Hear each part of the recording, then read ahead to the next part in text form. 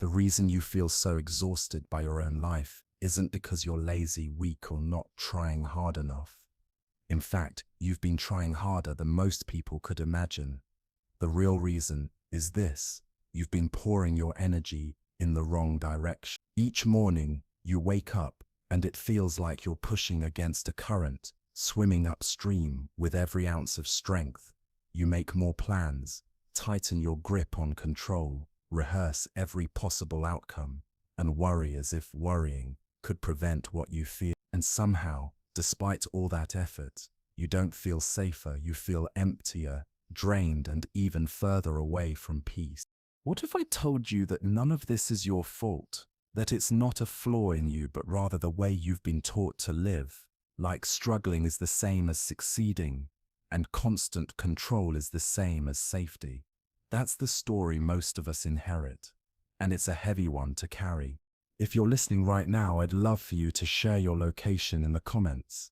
Let me know where you are in this vast, beautiful world, because what we're about to explore together is not bound by geography or circumstance. It doesn't matter if you're stressed in Seattle, overwhelmed in Mumbai, or simply tired of being tired in some quiet town in between. What you're about to learn applies everywhere, to everyone, at any stage of life. So, for now, give yourself permission to slow down. Get comfortable, grab a blanket, wrap it around your shoulders, find a quiet corner of your room. If possible, lie down and let the weight of the day fall off you for a while. Because over the next 3 hours, you're going to discover something that almost sounds impossible at first.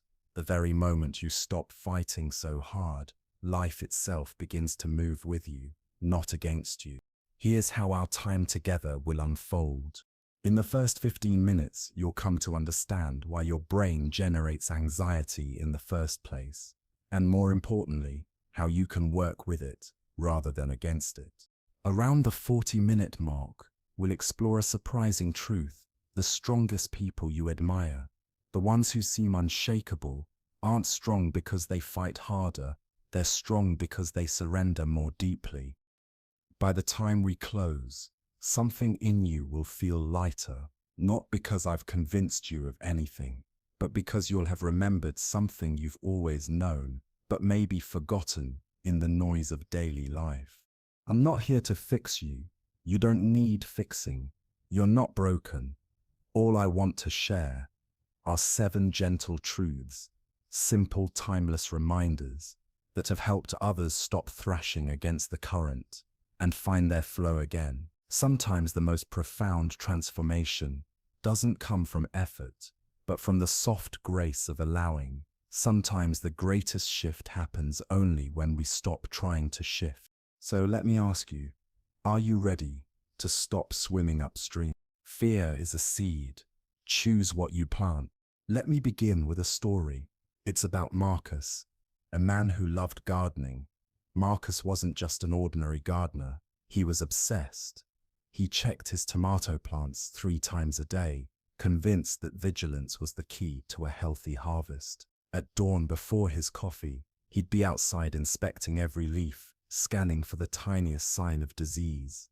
At night, he'd be scrolling through endless online forums at 2 a.m., comparing his plants to strangers' gardens. He even installed a weather app that sent him hourly updates about storms that might never come.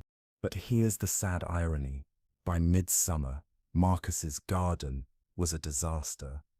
Not because he didn't care, but because he cared so much, so anxiously, that his plants never had a chance to breathe. One day he would overwater them, panicking that they were too dry. The next, he would let them parch under the sun, afraid he'd drowned them. He moved them around endlessly, searching for the perfect spot.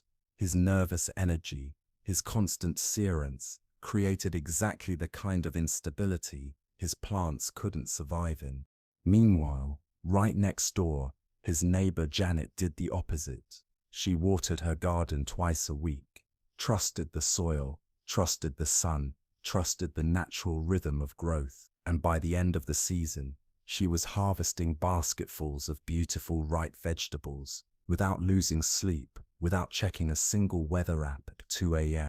Now, you might be thinking, okay, that's a nice story about tomatoes, but what does it have to do with my anxiety about the job interview I've got next week? Everything. Because your mind works exactly like Marcus's garden. Every thought you plant has the potential to grow. Every worry you water gains strength. And all that anxious checking, that mental scanning for what might go wrong, creates the very instability you're trying so desperately to prevent. Here's the part most people never realize about fear. Fear isn't just something you feel. Fear is also something you create with. It's a force, a seed. And when you give it energy, when you feed it, it quietly begins shaping your reality.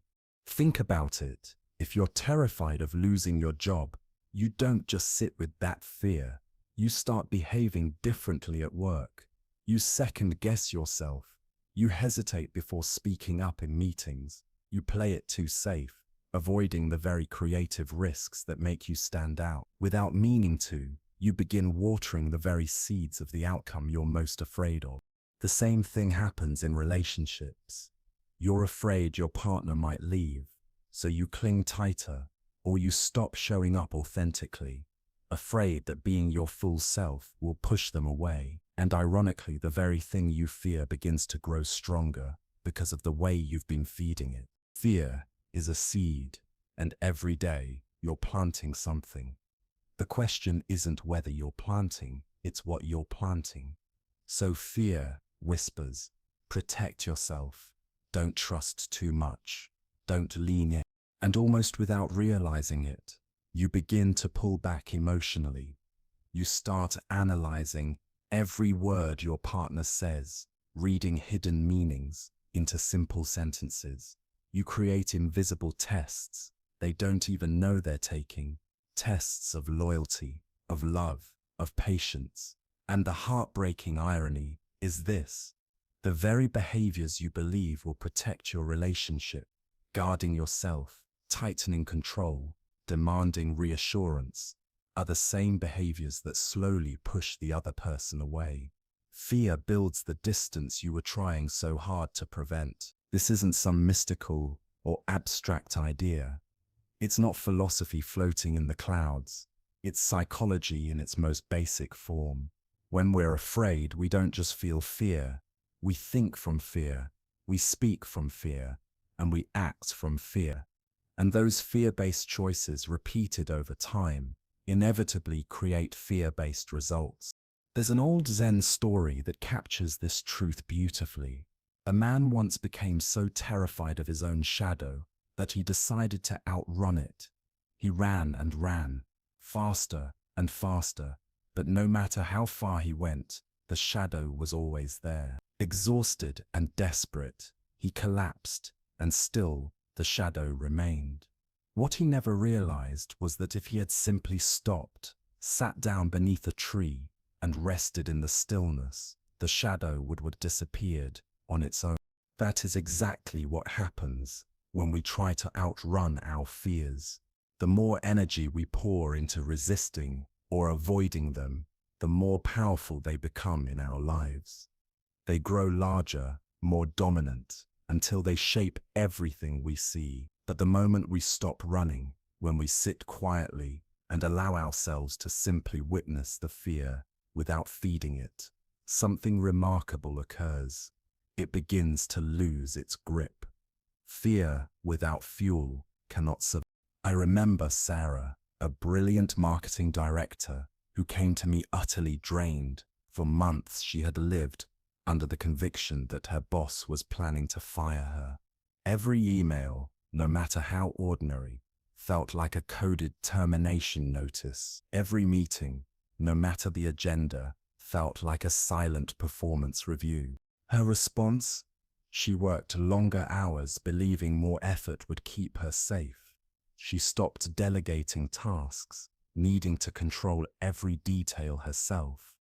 She second-guessed presentations she once delivered with effortless confidence. Slowly, without realizing it, her natural creativity and sharpness dimmed. Within 3 months, her performance had actually declined, not because she had lost her abilities, but because fear had hijacked them. And here is the tragic irony. Her boss had never once considered firing her. In fact, he had been preparing to promote her. But when he saw her anxious, over-controlling behavior, when he saw her confidence vanish, he began to wonder whether she was truly ready for greater responsibility. Like Marcus in his garden, Sarah's desperate attempts to prevent disaster created the very conditions that made disaster more likely. This is what the Buddha meant when he taught that we are shaped by our thoughts, not in some vague, magical sense, but in the most practical way imaginable. Our thoughts shape our emotions. Our emotions guide our actions, and our actions, repeated day by day, create the reality we live in. But here is the beautiful part, the hope inside the heaviness. Just as Marcus could have chosen different seeds to plant in his garden, you too can choose which thoughts to nurture in the soil of your mind. Your mind is the most fertile soil on earth. It does not discriminate. It will grow whatever you plant. It will cultivate fear as faithfully as it will cultivate love. It will nurture weeds of anxiety as eagerly as it will nourish flowers of peace. The soil has no preference. It will grow whatever you feed it. But you, the gardener, do have a choice. And this isn't about plastering over reality with positive thinking or pretending everything is fine when it isn't. That would be like planting roses and then pretending weeds don't exist. The weeds will still sprout, and denial won't stop them. What I'm talking about is something far more powerful, becoming aware of what you are actually planting.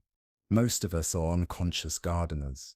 We let any stray thought take root, any random worry scatter its seeds, and then we're surprised when our inner landscape feels chaotic and overgrown. Awareness is the first act of true gardening.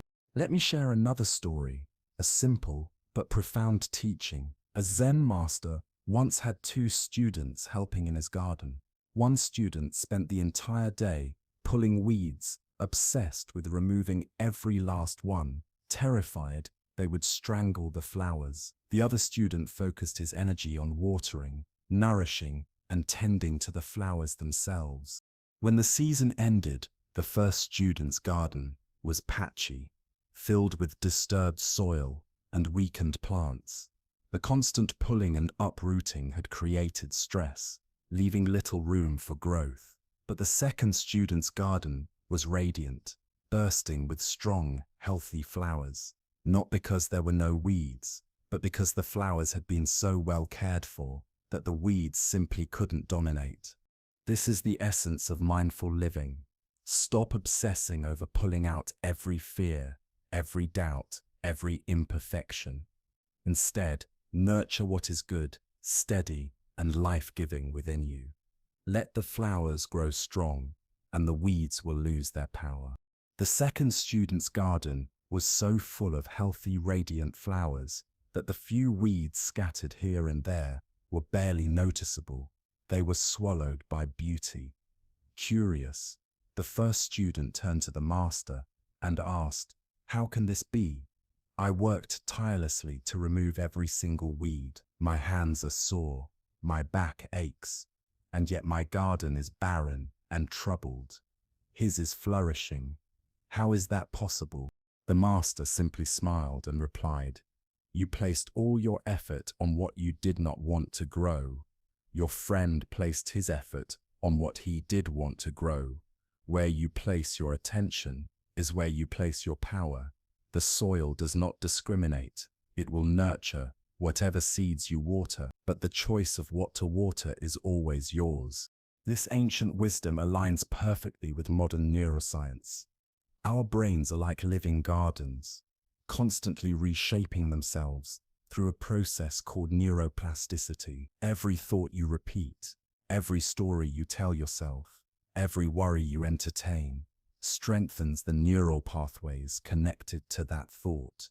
Like carving grooves in the earth, Your repeated mental patterns dig channels through which energy naturally flows. Every time you entertain a fearful thought, you reinforce the circuitry of fear, making it easier for your brain to return to that place again and again.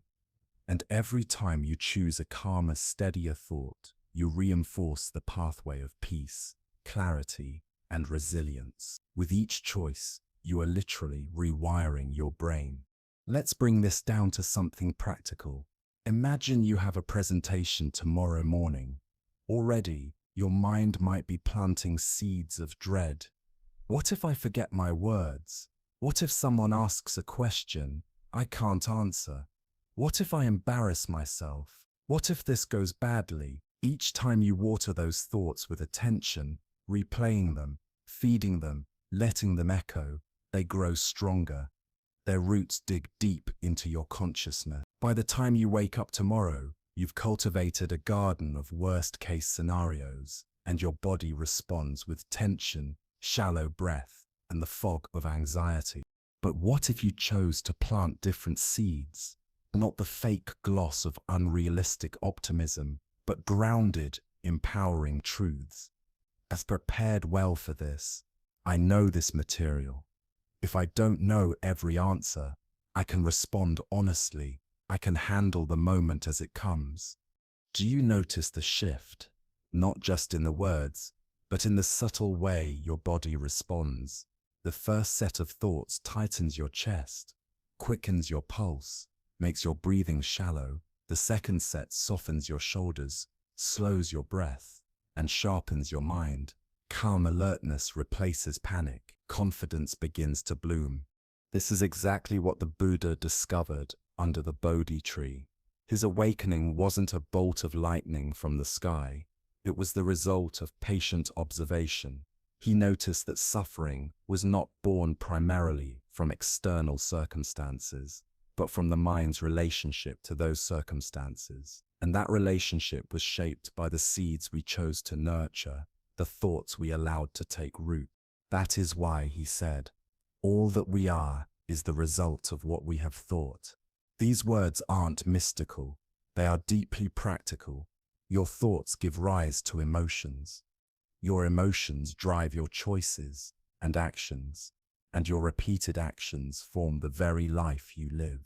But here's something fascinating, and this might surprise you. The thoughts that cause you the most suffering usually aren't even about the present moment. They're not about what's happening right now.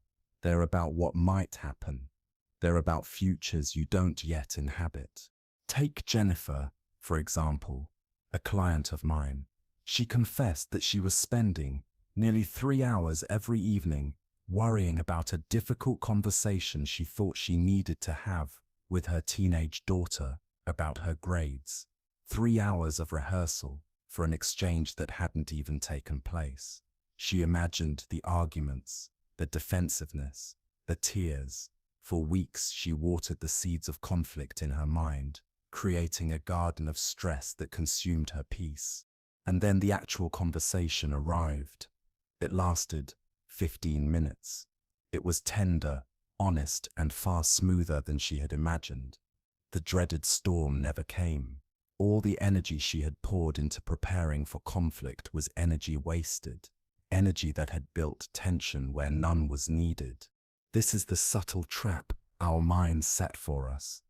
We spend so much of our lives living in the imagined future, planting seeds in gardens that don't exist yet, while forgetting the only soil we can truly touch, tend, and nourish is here, in this present moment. Right now is the only place your seeds can grow.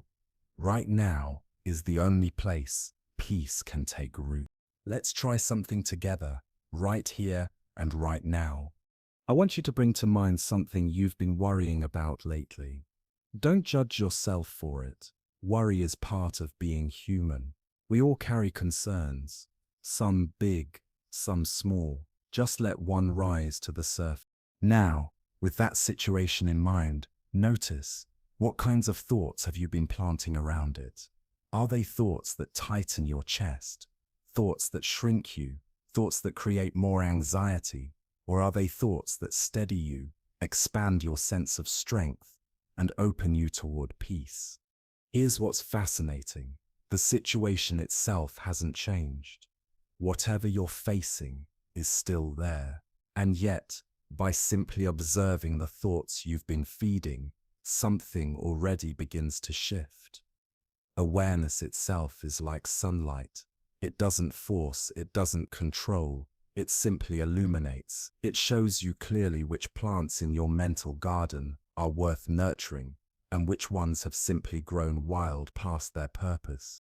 Let me give you an example. Maya, a dedicated teacher I once worked with, dreaded parent-teacher conferences every year. For weeks leading up to October, she would rehearse every possible negative outcome in her mind. She imagined angry parents, harsh criticisms, and impossible questions. By the time the actual conferences arrived, she was so weighed down by imagined disasters that she could barely think straight. But then, something changed. Maya began to notice her mental gardening. She realized she wasn't entering the conferences fresh.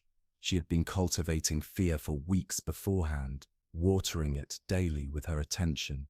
So she made a conscious choice to plant different seeds. Instead of repeating, "What if the parents are angry with me?" she gently replaced it with, "Most parents care deeply about their children, just like I do."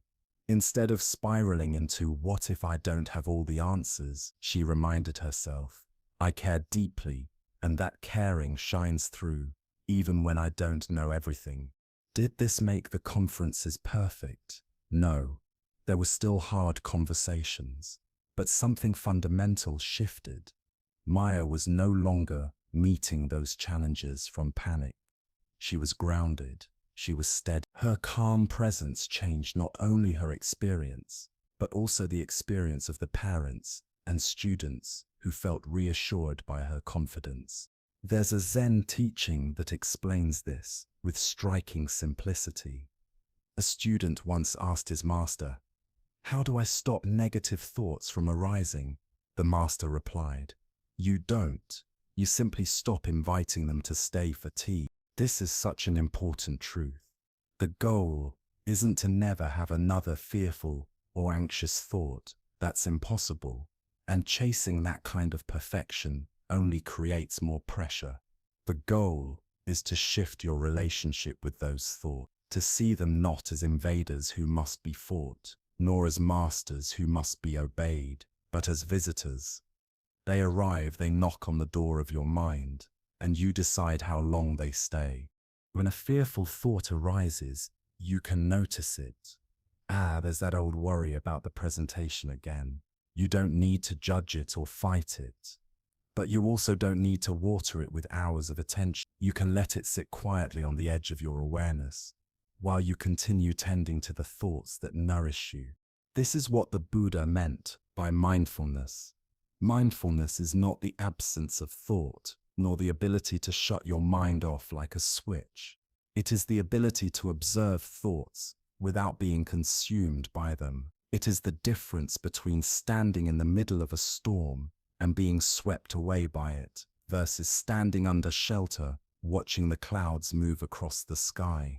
And here is something I want you to remember, something that might soften the way you view your own struggles. Every single one of us has been an unconscious gardener. Every single one of us has at some point planted seeds of worry, watered them with attention, and then wondered why our inner world feels overgrown and chaotic. This is not a flaw in your character. It is not a sign that you are broken. It is human nature. No one taught us how to be gardeners of the mind, but you are learning now, and that makes all the difference. The beautiful truth about mental gardening is this: it is never too late to start over. The soil of your mind is endlessly forgiving. It is always fertile, always ready for new seeds. So here is a gentle practice for you to carry into the coming week. Each time you notice yourself caught in worry, pause and ask, "What seed am I watering right now?" That's it. No need to force a change, no need to judge. Just notice, because the moment you notice, you bring in sunlight, and sunlight changes everything. Awareness is always the first step toward conscious choice. Think of David, a man who was utterly convinced his small business was destined to collapse. For months, he planted only the seeds of fear, thoughts of scarcity, overwhelming competition, and inevitable failure. His worry consumed so much of his energy that he could no longer see the opportunities around him. He stopped reaching out to new clients, stopped sharing his ideas, and stopped innovating. The market wasn't his downfall. His own fearful mindset had quietly become his greatest competitor. But then, something shifted. David began to notice his mental garden. He realized that he had been watering weeds every single day. Slowly, he began planting different seeds: gratitude for the loyal customers he still had, excitement about solving problems, trust in his ability to adapt. His business didn't transform in a single night, but his inner world did. And as his inner climate softened, his energy and creativity began to return. With this shift, new possibilities, once invisible to him, started to reveal themselves. This leads us to the first sacred truth. You are always planting something in the garden of your mind. The question is never whether your thoughts have power. They do. The real question is, are you choosing that power consciously, or are you letting it run wild? Buddha once compared the mind to a restless monkey, leaping from branch to branch, never still, always chattering. But even the most restless monkey can be trained, not through force or punishment, but through patience, gentleness, and consistent guidance. The same is true with your thoughts. So, how do you become a conscious gardener of your inner world? First, begin by simply noticing. Throughout your day, catch yourself in the act of thinking. Pause and ask, what seeds am I planting right now? Are they seeds of worry or seeds of trust? Seeds of scarcity or seeds of abundance? Seeds of judgment or seeds of compassion? Second, remember that you always have a choice. Even in the middle of a spiral of anxious thoughts, you can pause and ask, is this thought helping me grow something beautiful, or is it only feeding more fear? Third, be patient with yourself. Gardens are not transformed overnight. Marcus, another student I once worked with, didn't ruin his inner garden in a single day, and he couldn't fix it in a single day either. Mental gardening is a gentle, lifelong practice, not a forced transformation. Fourth, and perhaps most importantly, start small. You don't need to overhaul your entire mental landscape all at once. Begin with one kind, nourishing thought today. Maybe it's, I am doing the best I can. Maybe it's, things have a way of working out. Or simply, I am enough. Even a single seed of kindness, tended with care, can grow into something beautiful. Now I want you to imagine your mind as a vast, beautiful garden. Picture the richest, darkest soil full of endless potential. The morning sunlight filters gently through the trees, and you can smell the freshness of the earth after rain. In your hands you hold seeds. Some are seeds of peace. When nurtured, they grow into deep calm. Some are seeds of confidence. These bloom into quiet, steady strength. Some are seeds of compassion. When watered, they open into flowers of deep understanding and connection. But you also hold seeds of worry, seeds of doubt, seeds of fear. This is natural. Every gardener has weeds to contend with. The point is not to eliminate them forever. The point is to choose wisely which ones you water. So, take a slow, deep breath. Feel your feet rooted into the ground beneath you. Remember, you are the gardener of your own inner landscape. And beginning right now, you can choose to plant something beautiful. The ancient Zen masters knew something profound. The external world often mirrors the state of our inner garden. When your inner garden is tangled with fear, you see threats everywhere. When your inner garden is tended with peace, you begin to see possibilities where before there were only walls. This isn't about empty positive thinking. It's about clear seeing. As the Buddha said, what you think, you become. What you feel, you attract. What you imagine, you create. Every moment is a new chance to choose what kind of gardener you want to be. But there is still one truth I haven't shared with you yet, a truth that may challenge much of what you've been taught about what it means to be strong. It is this: the most powerful people are not always the ones who fight the hardest, but the ones who have learned the wisdom of when to stop fighting altogether. And that, my friend, is what we are going to explore next. True strength lives in surrender. There is an ancient story told in Zen monasteries about two trees that grew side by side in a quiet mountain valley. The first was a mighty oak, thick, powerful, unyielding. Its roots reached deep into the earth, its trunk broad and immovable. For decades, it had stood proud against every storm. Whenever the wind howled, the oak resisted with pride. "Look at me, I am stronger than you, I will not move." Beside it stood a bamboo, slender, graceful, swaying gently with every breeze. To the oak, the bamboo's flexibility was weakness. "You have no strength," the oak would mock. "You bend to everything. You have no backbone." One night, a typhoon roared through the valley. Winds screamed with a force that could tear buildings apart. Rain fell in blinding sheets, so heavy you could not see 3 feet ahead. The oak tightened every fiber of its being, straining, fighting, refusing to yield. "I will not bend," it declared to the storm. The bamboo, on the other hand, bent low, flowing with the wind, swaying like a dancer in perfect rhythm with the storm's power. By morning, the oak lay shattered, uprooted, its mighty trunk split and broken. The bamboo stood tall, glistening with dewdrops, swaying gently in the calm morning breeze, as if nothing had happened. This story is more than a tale from old Zen.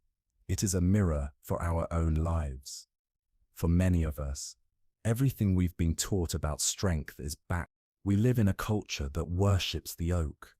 Push through the pain, never give up, control the outcome, fight harder, hold on tighter.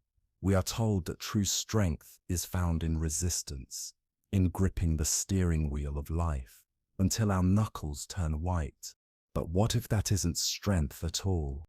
What if real strength is knowing when to let go of the wheel, when to trust the road, the river, the current of life? There is another Zen teaching that illustrates this beautifully. A young ambitious swordsman once challenged a seasoned master. He charged at the elder with tremendous speed and force, certain that his aggression would overwhelm him, but the master did not resist. With a simple step aside, a graceful redirection, he allowed the young warrior's own momentum to undo him. The fight ended before it even began. Confused and humbled, the young man asked, "How did you defeat me so easily?" The master replied softly, "I did not defeat you. I simply stepped out of the way and let your rigidity defeat itself." True strength, then, is not always about standing firm. Sometimes it is about yielding wisely, not collapsing, not giving up, but flowing, adapting, and allowing. This wisdom flows through all of Zen. The understanding that the most powerful action can sometimes be non-action. The most effective response may be no response. The strongest position may be the most flexible one. Consider Michael, a successful lawyer, a man who lived with the discipline of a soldier. His days were scheduled in 15-minute increments. He controlled everything: his diet, his exercise, his career trajectory. even his social interactions. Everything had to fit the plan. When his wife was diagnosed with cancer, Michael faced it the only way he knew how, through control. He became the oak against the storm. He researched every possible treatment, created spreadsheets comparing survival rates, and micromanaged every aspect of her care. He worked longer hours to afford the best specialists, scheduled his own sleep to maximize efficiency, and forced himself to hold everything together through sheer willpower. For months he stood rigid and unyielding, certain that if he just resisted hard enough, he could stop the storm. But storms do not stop because we resist them. But storms don't care about how strong you are. They don't pause because you resist. They don't bend to your determination. They just keep blowing until something gives way. For Michael, that breaking point came quietly on a Tuesday afternoon. He was in his office, 3 phone calls going at once, one to a doctor's office, another to his assistant, a third to a colleague about a major case. His calendar looked like a battlefield, every slot filled with urgent appointments and color-coded tasks. Then the phone rang again. It was his wife. Her voice was trembling. The latest test results weren't good. Something inside him didn't simply break. It snapped into a new position, like a bone that had been held in the wrong alignment for too long. The only way it could truly heal was by being reset. Without a word, Michael closed his laptop, walked out of his office, and drove straight home. He didn't plan, he didn't strategize, he didn't research survival rates or make a spreadsheet. He simply walked into the room, wrapped his arms around his wife, and held her. No words, no fixing, no controlling, just being. For the first time in months, he surrendered to what was actually happening instead of waging war against it. Later, Michael would say, "It was the strangest thing. Letting go didn't make me feel weaker. It made me feel stronger than I had in months. But not strong, like I was holding the world on my shoulders. Strong like the world itself was holding me." That shift from force to surrender is what the Zen masters call true strength. There's a famous Zen story that captures this perfectly.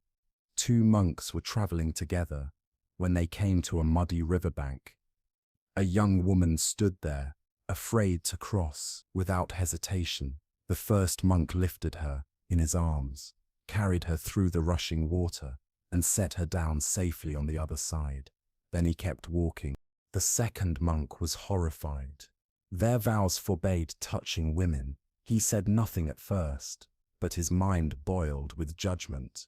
For hours he fumed until finally he burst out. "How could you do that? You broke our vows. You carried her." The first monk looked at him with calm eyes and said, "Brother, I put her down hours ago. You are still carrying her." That is the difference between rigidity and flexibility. One responds to the reality of the moment, then releases it. The other clings to rules, judgments, and fears long after the moment has passed, creating unnecessary suffering. This is what the Buddha himself taught about strength. He once said, "In the confrontation between the stream and the rock, the stream always wins, not through strength, but through persistence and flexibility."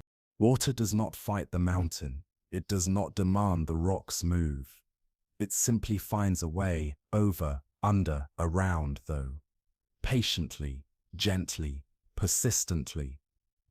And in time, it is not the rock that shapes the water, but the water that shapes the rock. Yet our culture has trained us to be rocks when life is asking us to be water. There's a Zen koan about a student who asked his master, "What is the way?" The master pointed to a nearby stream and said, "Do you hear that water?" The student nodded. The master continued, "It never argues with the stones in its path. It flows around them, and over time, those very stones become smooth and beautiful. The water is grateful to the stones. They give it something to dance around. That is surrender, not defeat, but a joyful acceptance of what is, while still moving forward toward what calls you. Think about the language we use around strength. Tough it out, power through, grit your teeth. Don't let them see you sweat. All of these metaphors assume that strength equals resistance, that power equals force, that victory means never yielding. But have you ever watched a true master martial artist? They don't clash force with force. They don't tighten against the blow. They yield, redirect, transform. They let the opponent's energy undo itself. There's a beautiful story about Morihei Ueshiba, the founder of Aikido. A young challenger once came determined to prove himself against the elderly master. The young man lunged forward with tremendous force, expecting to overwhelm the old teacher with his strength. But Ueshiba simply stepped aside, placed a gentle hand, and redirected the attacker's energy. The young man found himself tumbling harmlessly to the ground, stunned and confused. Breathless, he asked, "How did you do that?" The master smiled and said, "I did nothing. I simply did not resist." That is the paradox of surrender. It looks like doing nothing, but it is the most powerful act of all. You defeated yourself. I simply showed you a different way to move. This is the essence of what Zen teachings call Wu Wei, action through non-action, power through yielding, strength through surrender. It is not about doing nothing. It is about aligning with the natural rhythm of life so deeply that every action feels effortless.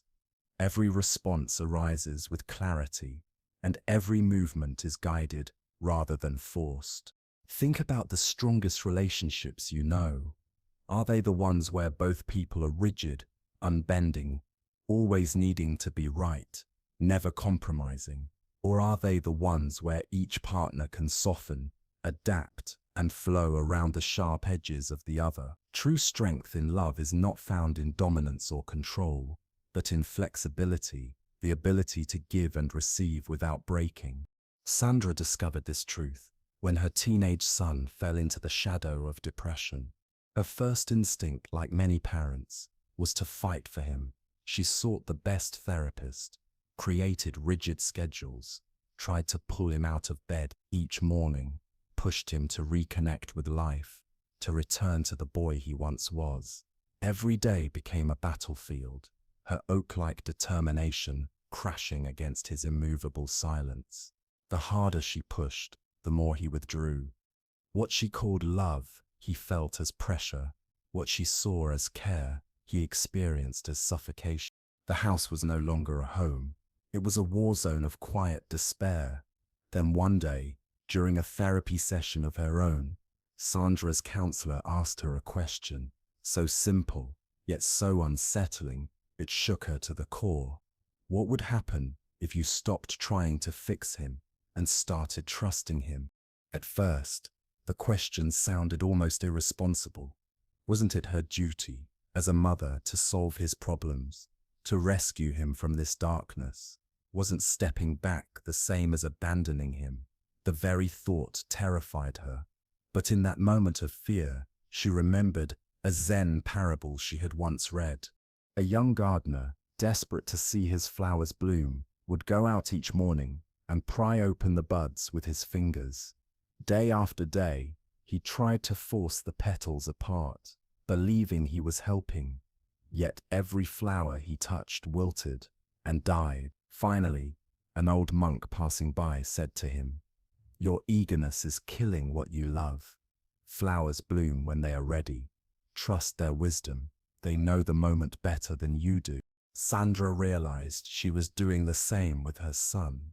Her desperate attempts to force his healing were crushing him instead of helping him. So, trembling with uncertainty, she tried something completely different. She surrendered. Instead of waging morning battles, she began leaving breakfast quietly on the counter, along with a simple note, "I love you." Instead of lecturing him about therapy, she kept the door open, Appointments were there if he wanted them, but no pressure. Instead of trying to engineer his recovery, she shifted her energy toward creating peace in the home, a space where healing might emerge naturally. The change wasn't immediate, but something subtle shifted. The tension that had filled the air began to dissolve, and in that silence, her son slowly began to reappear. Not because she dragged him back, but because he finally had room to breathe, to heal in his own time. This is the paradox of surrender that the Buddha spoke of. When you stop forcing outcomes, you create the space for outcomes far greater than anything you could have planned. When you release your grip, you discover what was waiting to meet you all along. But let's be clear, surrender is not the same as giving up. Many confuse the two.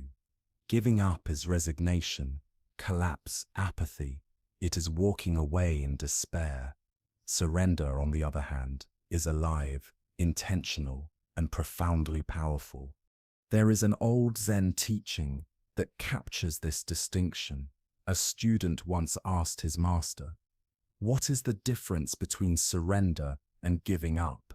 The master led him to a river where salmon were swimming upstream. "Watch closely," he said. The salmon surrendered to the current when they needed rest, conserving their energy. They allowed the water to carry them without resistance, but they never gave up on their journey. When the time was right, they swam again, leaping, struggling, persevering toward their destination. The master smiled. This is surrender. To work with the river, not against it. To yield without losing your direction. Giving up is to let the current sweep you away entirely. Surrender is the wisdom to flow and the strength to persist. Real surrender, then, is active. It is choosing to give your best effort, your deepest care, your fullest presence, and then letting go of the need to control the outcome. It is like planting a seed. You prepare the soil, water it, place it in sunlight. You do everything you can to support its growth. But you do not dig it up each day to check if it is working. You trust the process. You trust life. This is what David, a young entrepreneur, finally understood when his startup began to collapse. For 2 relentless years, he worked 18-hour days. He controlled every detail, micromanaged every decision, demanded absolute precision from his team. But the tighter he gripped, the more things unraveled. Employees quit, investors pulled away, customers grew frustrated. The more he tried to force success, the further it slipped from his hands. David was like a man trying to cup water in his hands. The tighter he squeezed, the faster it slipped through his fingers.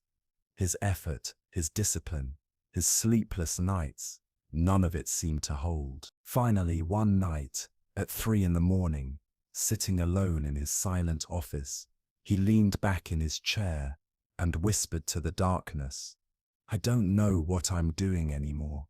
It wasn't defeat, it was honesty. For the first time in years, David admitted the truth, not just to the world, but to himself. And in that fragile, vulnerable moment, something shifted inside him. It wasn't the crumbling of his strength, but the soft opening of a new kind of strength.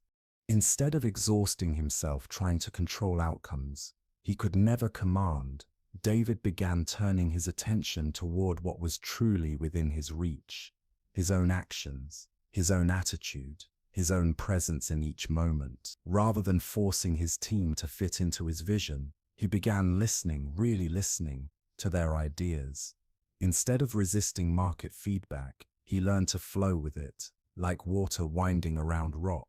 The business didn't transform overnight. Investors didn't suddenly appear, nor did profits double in a week.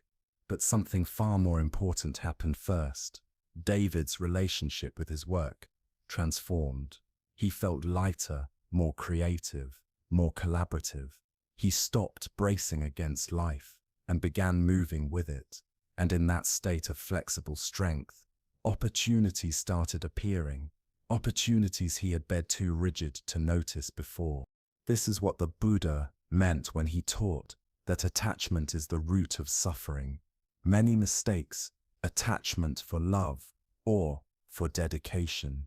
But attachment is not love. Attachment is the demand that life conform to your script, your timetable, your plan. It is the clenched fist that says, this must be mine, and it must look exactly how I want it to. True love, true strength, looks very different. It is not controlling, it is caring without conditions. It is not rigid, it is open and alive. When you surrender attachment, you do not stop caring. In fact, you begin to care more deeply. But you care with open hands, not grasping fists. You love fully, not because the other person or the outcome looks the way you want, but simply because love itself is your nature.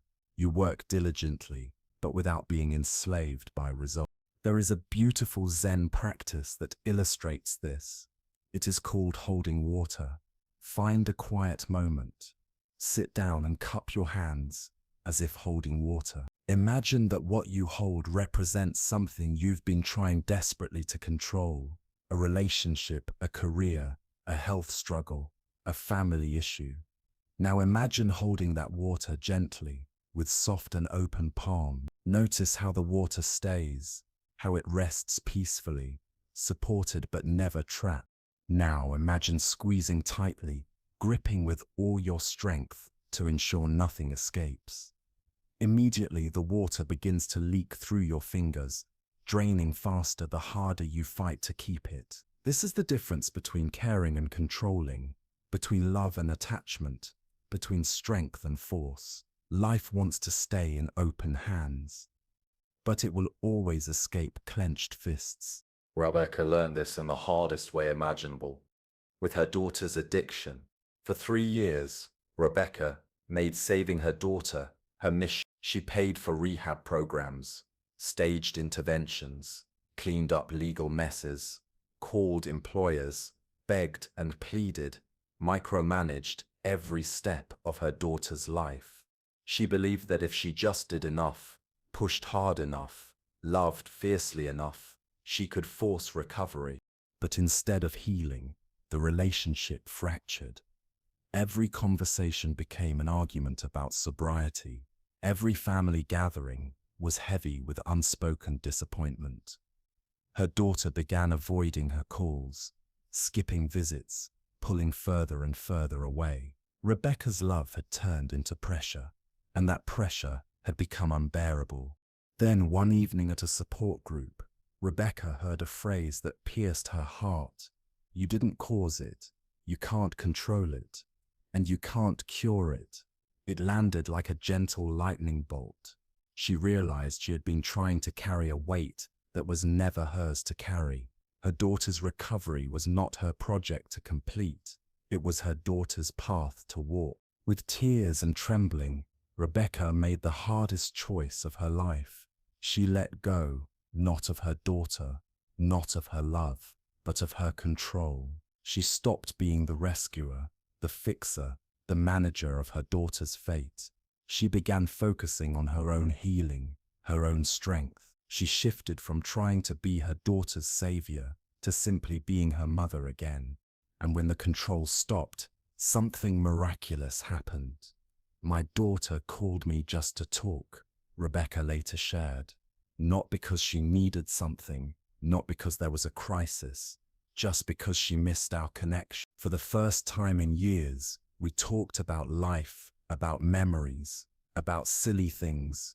We remembered who we were to each other. This is the miracle of surrender. When you stop demanding change, you create space for change to happen. When you stop forcing love, love finally has room to breathe. When you stop controlling outcomes, outcomes beyond your imagination become possible. The Buddha once said, "You only lose what you cling to." This is not a threat, it is a promise. When you loosen your grip, what is not meant for you will leave. and what is meant for you will remain. And when it stays, it will not be because you trapped it, but because it chose to stay. That is the beauty of love without chains, of strength without force, of surrender without collapse. So, how do you begin to develop this bamboo-like strength in your daily life? First, start noticing where you are being the oak. Where are you standing, rigid against the storms of life? Where are you fighting battles that leave you exhausted, but no closer to peace, no closer to what you actually want? Second, practice the pause. Whenever you feel yourself gripping tighter, whether in an argument, a stressful meeting, or a moment of deep uncertainty, take a breath and ask, what would it look like to be water here instead of rock? Third, remember that flexibility requires inner strength. The bamboo may bend, but it is not fragile. At its center, it is remarkably strong. True surrender doesn't come from insecurity. It comes from inner stability. You can be flexible with circumstances while staying rooted in your deepest values. And finally, trust the process.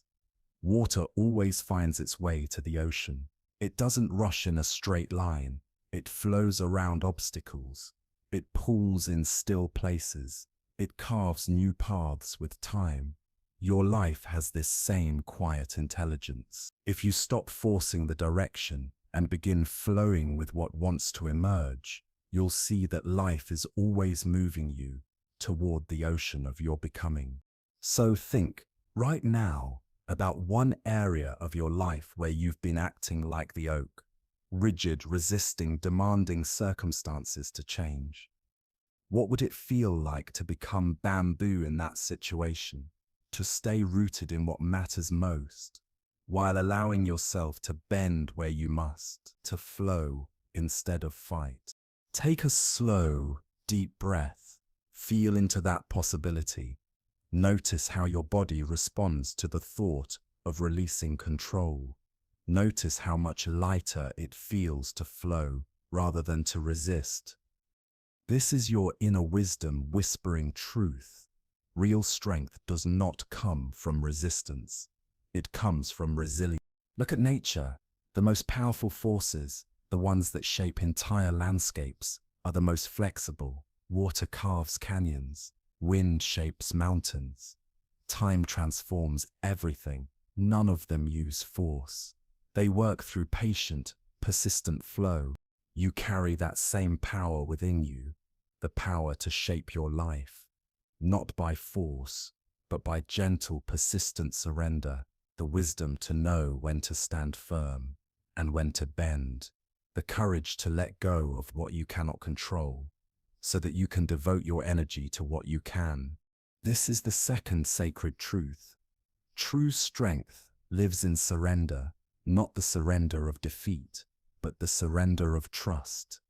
Not the weakness of giving up, but the power of letting go.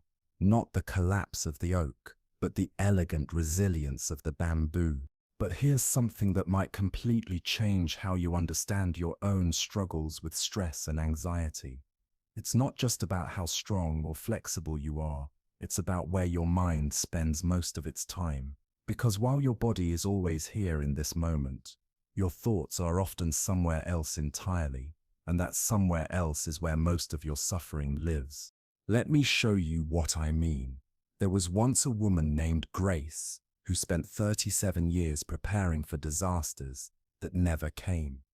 Every morning, Grace would wake up and immediately begin rehearsing her fears. What if the presentation at work went badly? What if my daughter got into an accident on the way to school?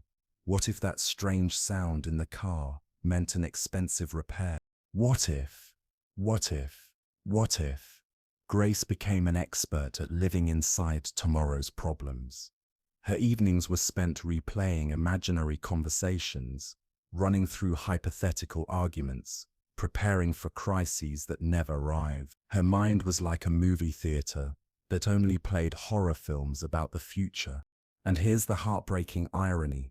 While Grace spent her life worrying about tomorrow, She missed the only day she ever truly had today. Grace was busy preparing for imaginary emergencies, while her mind was occupied rehearsing endless what-ifs. Real life was unfolding all around her.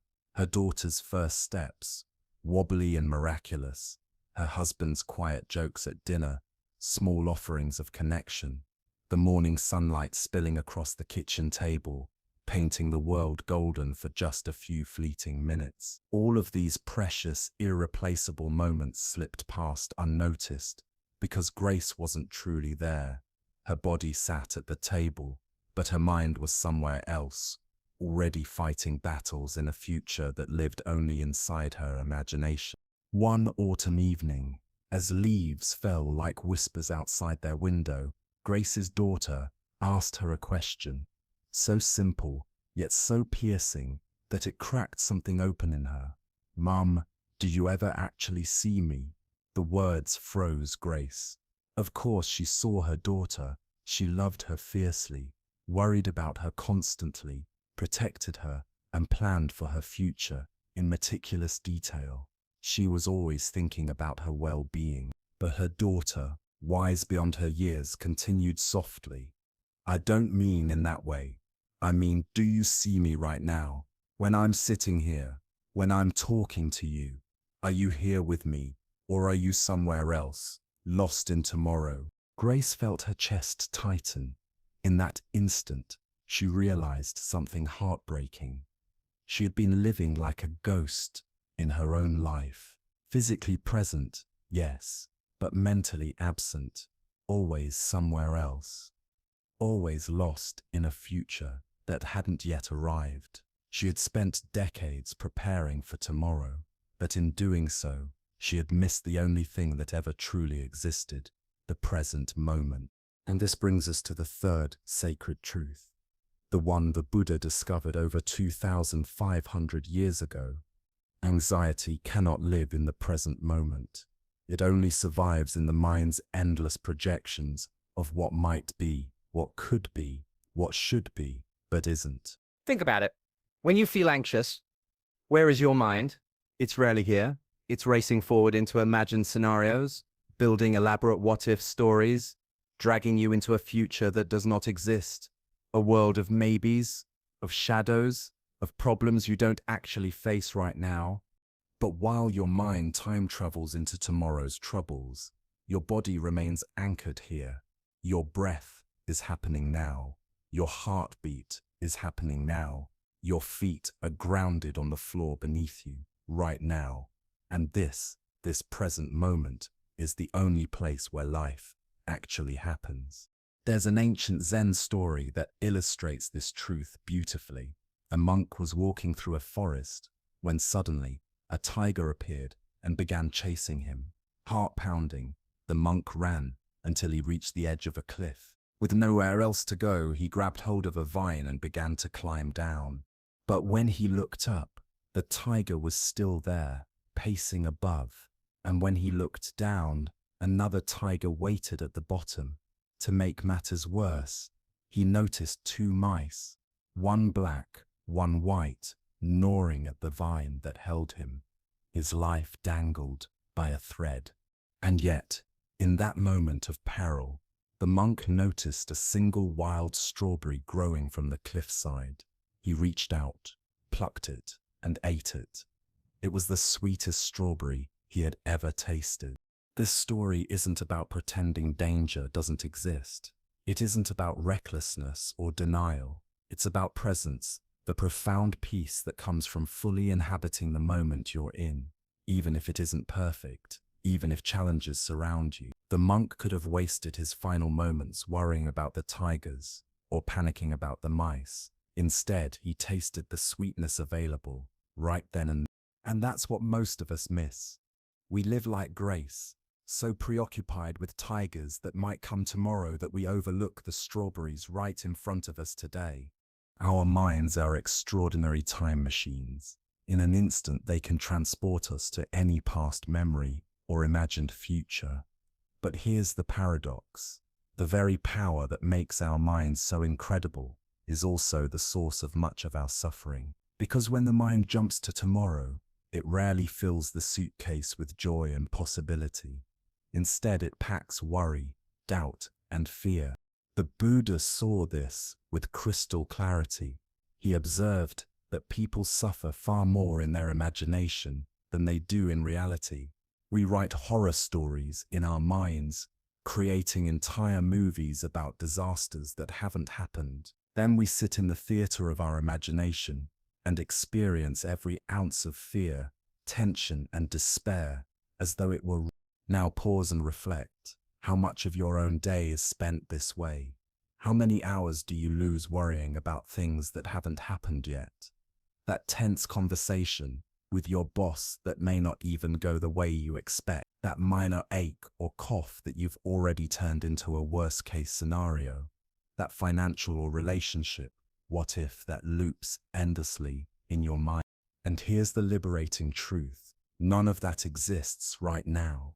The only thing that exists is this moment. The breath you're taking, the life moving through you. And in this exact moment, there is space, there is calm, there is peace. The financial problems that could arise if just one thing goes wrong. The relationship challenges that might unfold if your partner's mood really means what you fear it does. The countless what-ifs that creep in, layer upon layer, until your mind is carrying a future that hasn't even happened yet.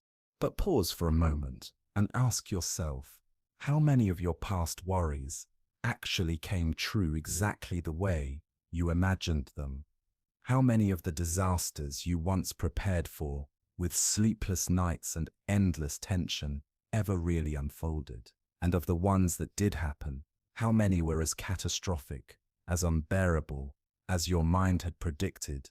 Most of us find that the future rarely unfolds in the exact nightmare shapes our thoughts create.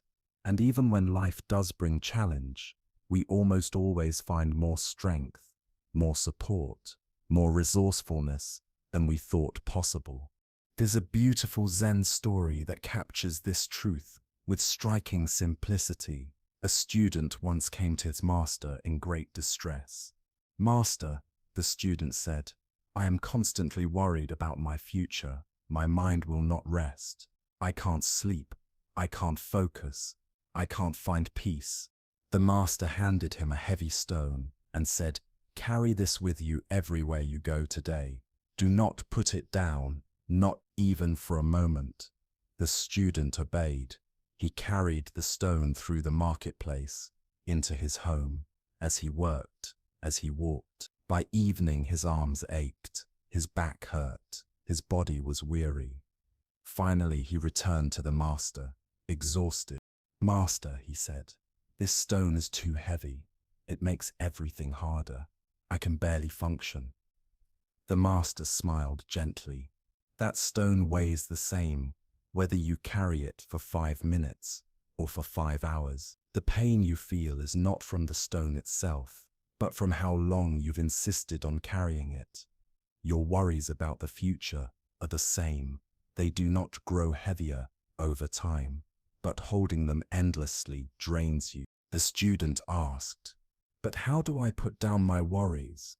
The master replied, "The same way you put down the stone, you let go."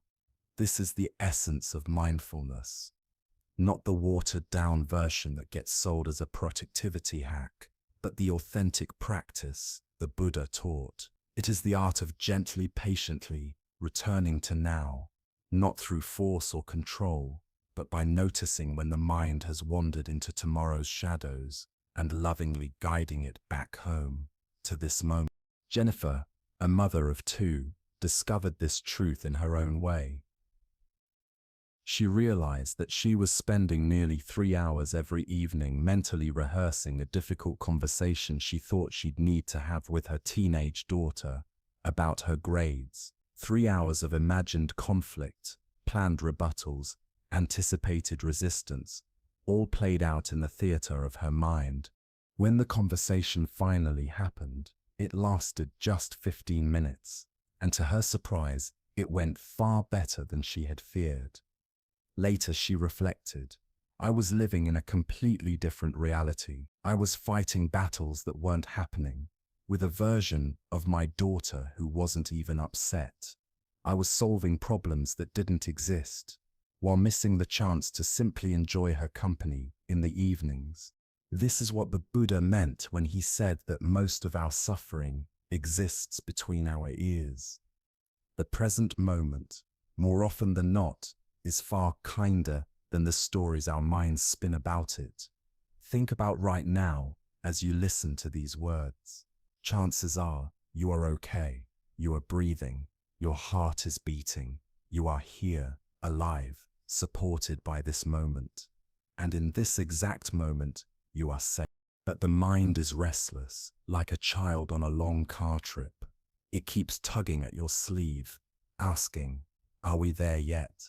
What if we get lost? What if we run out of gas? It cannot simply rest and enjoy the scenery. It obsesses over the destination, over what might go wrong before you even arrive. And yet there is another teaching from Zen that beautifully balances this restless striving.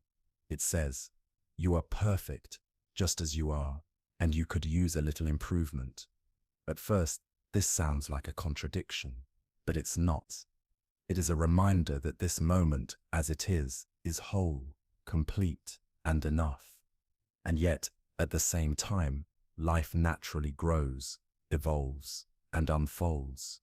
Both truths live together. But here's the catch. You cannot improve a moment you aren't actually present for. If your attention is always in tomorrow, you miss the only place where real change, real healing, and real living can ever happen. Here, and here's the gift. Returning to the present moment doesn't require elaborate rituals or years of retreat. It can be as simple as noticing where your mind has wandered and gently guiding it back, like calling a beloved pet who's wandered too far from home. Not with punishment, not with frustration, but with kindness. Here's a simple practice you can try right now. Look around and notice 5 things you can see in your immediate environment. Don't just glance at them, really see them. Notice their shapes, colors, textures, the way light rests on their surfaces. Then listen for 4 things you can hear: the hum of a fan, the sound of your own breathing, the faint noises outside your window, the subtle details you usually overlook. Maybe it's the sound of your own breathing, slow and steady, or perhaps it's the faint hum of electronics in the background. Maybe you notice the distant rhythm of traffic outside, a car passing, a horn faintly echoing. Don't label these sounds as good or bad. Don't judge them as pleasant or unpleasant. Just allow them to be exactly as they are. Pure noticing, pure awareness. Now shift your attention to 3 things you can feel. Notice the temperature of the air brushing against your skin, cool or warm, soft or heavy. Feel the texture of the fabric on your clothes, rough or smooth, snug or loose. Sense the weight of your body, the way the chair or bed or floor is supporting you fully, without asking anything in return. Notice 2 things you can smell. Even if you think the air carries no scent, breathe in slowly and see if there's something subtle. Perhaps it's the smell of coffee lingering, the faint scent of soap or laundry detergent, the earthiness of the air itself. Finally, notice 1 thing you can taste. Maybe it's just the neutral taste of your own mouth, or the lingering hint of something you ate or drank earlier. Whatever it is, notice it without judgment. This simple practice, 5, 4, 3, 2, 1, gently anchors you in your senses. And your senses are always here, always in the present moment. Your eyes cannot see yesterday. Your ears cannot hear tomorrow. Your skin cannot touch the past. And your nose cannot smell the future. The senses are faithful gateways back into now. The Buddha taught that the present moment is the only place where life truly happens. The past lives only as memory. The future exists only as imagination. But the present, this exact breath, this heartbeat, this awareness, is the only place where we can act, love, create, and live. Yet we spend so much of our lives wandering away from this miracle of now, time traveling in our minds, and missing the only moment where change and joy are actually possible. There's a famous Zen story that captures this beautifully. A student once asked a master, "What is enlightenment?" The master replied, "When hungry, eat. When tired, sleep." The student frowned, confused. "But everyone does that. What's so special about it?" The master smiled gently and said, "No, they don't.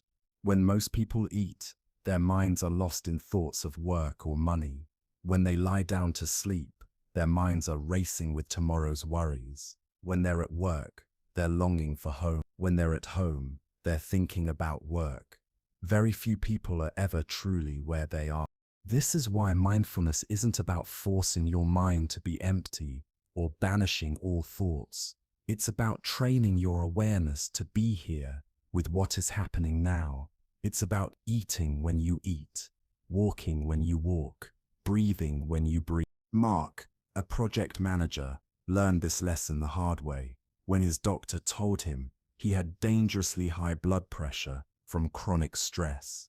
Mark lived in a constant state of mental battle. Each night he lay awake, running through everything that could possibly go wrong with his projects. He rehearsed how he would handle problems that hadn't even happened.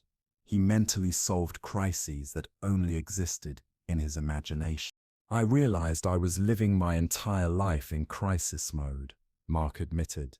"I was always preparing for the next emergency. I was always on high alert, always somewhere else in my mind. My body was paying the price for my mind's obsession with imaginary futures." So, Mark began practicing what he called moment alerts, simple check-ins with reality. Throughout the day, he would pause, take a breath, and ask himself, "Where am I right now? What is actually happening in this exact moment?" Most of the time, the answer surprised him. He was simply sitting at his desk, writing an email, with golden sunlight streaming through the window. He was walking to a meeting, feeling the steady rhythm of his feet against the ground, noticing the beautiful change of the autumn leaves. He was at the dinner table, tasting his food, hearing the sound of his children laughing. "I started to realize that most of my life was actually quite pleasant," Mark said, "but only when I was present enough to notice it. The stress wasn't really coming from what was happening. It was coming from the stories my mind was spinning about what might happen. It was not the present moment that frightened me. It was the shadow of what I thought might happen, the ghost of imagined futures." This is the profound truth the Buddha revealed about the nature of anxiety. It is not born from realities, it is, but from the stories we weave about what could be. Anxiety feeds on uncertainty, on the unknown, on the not yet arrived. It thrives in the space between now and then. But in the present moment, right here, in the raw simplicity of this breath, there is often a deeper safety, a quiet okayness that anxiety cannot touch. Pause with me now. Right now as you listen, as air fills your lungs and your heart continues its steady rhythm, are you not in this very instant, fundamentally okay? Not tomorrow when the deadline looms, not next month when the situation must be resolved, not in some faraway, uncertain time, but right here, right now, in this living, breathing moment. Are you not held by life itself? Most people, when they stop and truly notice, realize the answer is yes. The present moment carries with it a subtle, profound sense of safety. It is the mind's projections into the future that bring turmoil, rarely the now itself. This does not mean life has no challenges. It does not mean problems vanish or responsibilities fade away. But it does mean that in this moment, before the mind runs ahead, before fear spins its web, you are here, breathing, alive, and capable of meeting life as it comes. The Buddha once said, "Do not dwell in the past. Do not dream of the future. Concentrate the mind on the present moment." This teaching is not a command to forget wisdom gained from the past, nor is it a dismissal of practical planning for the future. Rather, it is an invitation to recognize a vital distinction. Planning is not the same as worrying. Preparation strengthens you, but worry only drains you. Anxiety does not actually prepare you for what is ahead. It only exhausts you in the present. There is a beautiful practice from the Zen tradition known as just sitting. It is breathtakingly simple and profoundly deep. You sit quietly, not striving for any special state, not chasing enlightenment. You simply allow yourself to be. Thoughts arise like passing clouds across a vast sky. Emotions move like storms, sudden and strong, but temporary. And you? You remain as the sky itself, open, spacious, untouched by what passes through. But this practice is not confined to a meditation cushion. You can carry it into your daily life. You can practice just standing while waiting in line at the store, just walking as you move from one place to another, just breathing in the middle of a busy day, remembering that each breath anchors you to the here and now. The key is gentleness. When your mind slips away into tomorrow's troubles or yesterday's regrets, there is no need for harsh correction. You do not scold yourself for being human. Instead, you notice, my mind has wandered, and with kindness, you guide it back, as though leading a beloved friend home with patience and care.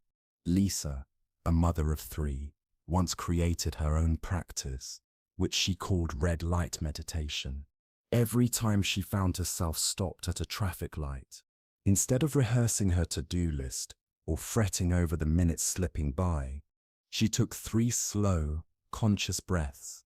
She opened her senses to what was right there, the sunlight reflecting off the windshield, the sound of birds, the feel of her hands resting on the steering wheel.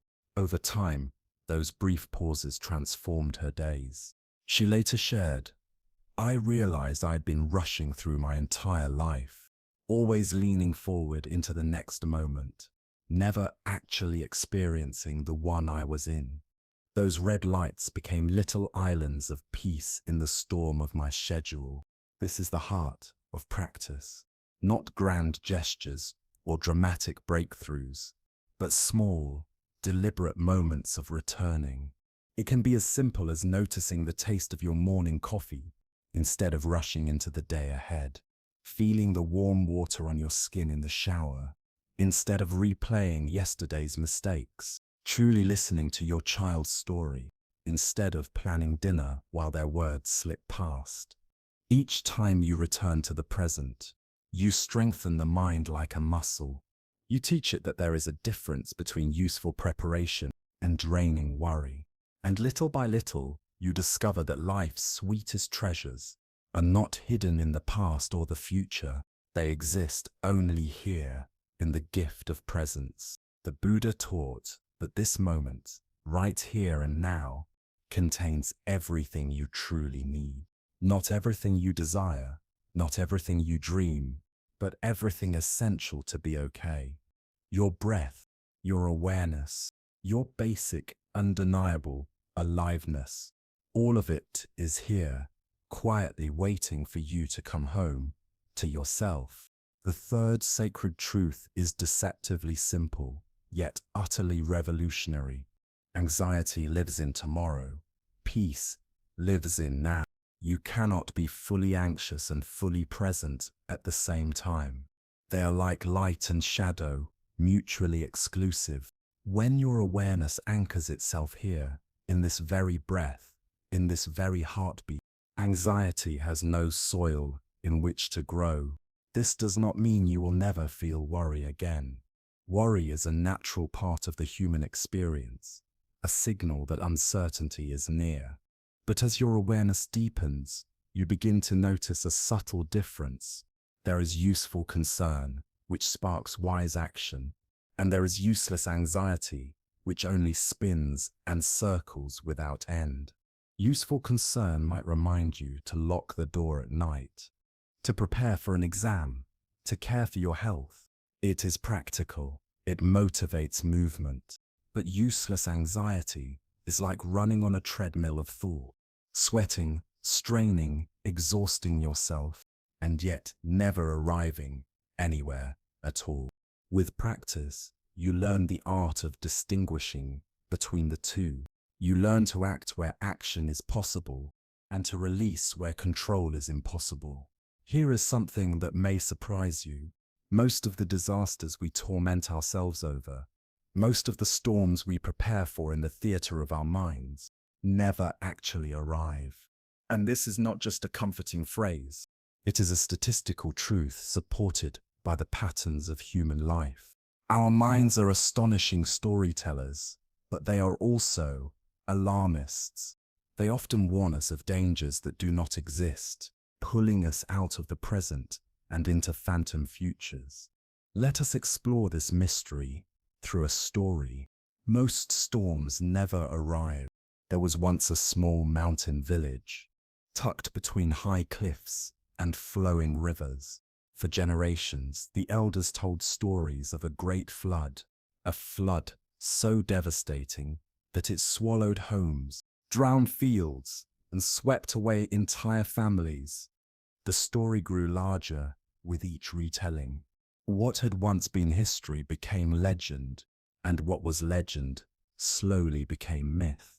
The flood became not just a past event, but a looming monster, capable of returning at any moment.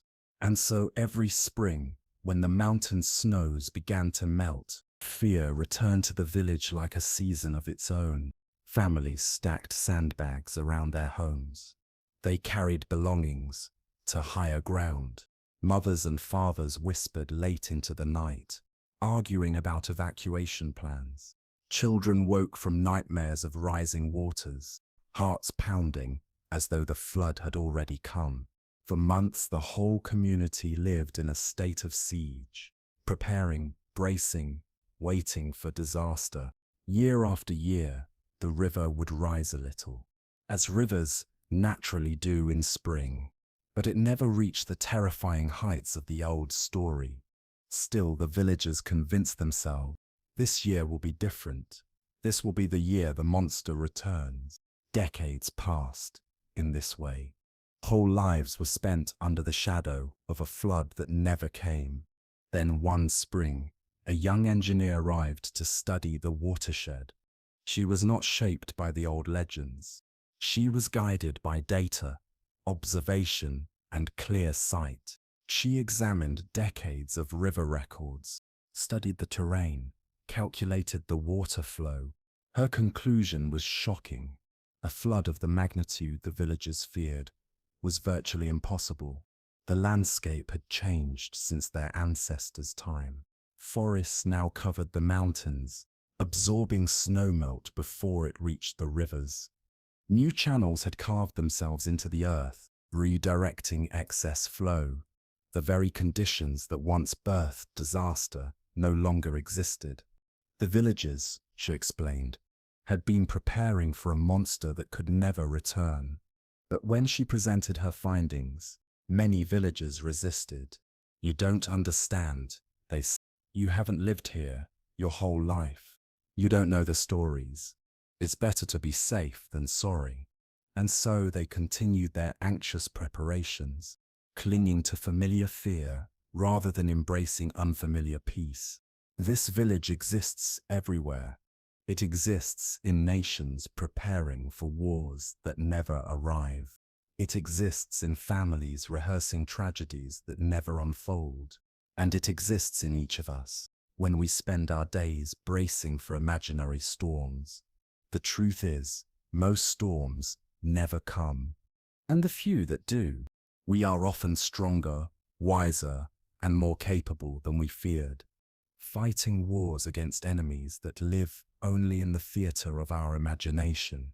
building fortresses against dangers that dissolved long ago. Buddha saw this pattern with remarkable clarity more than 2,500 years ago. He observed that human beings spend vast amounts of energy preparing for disasters that exist primarily in their minds.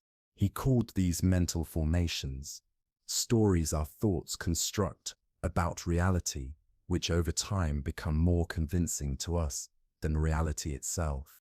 There is a lesser-known Zen story about a monk who was plagued by the fear of tigers. Every night, he would lie awake in his monastery bed, heart pounding at the slightest sound outside his window. In his mind, every rustle of leaves, every creak of wood was the stealthy step of a prowling tiger.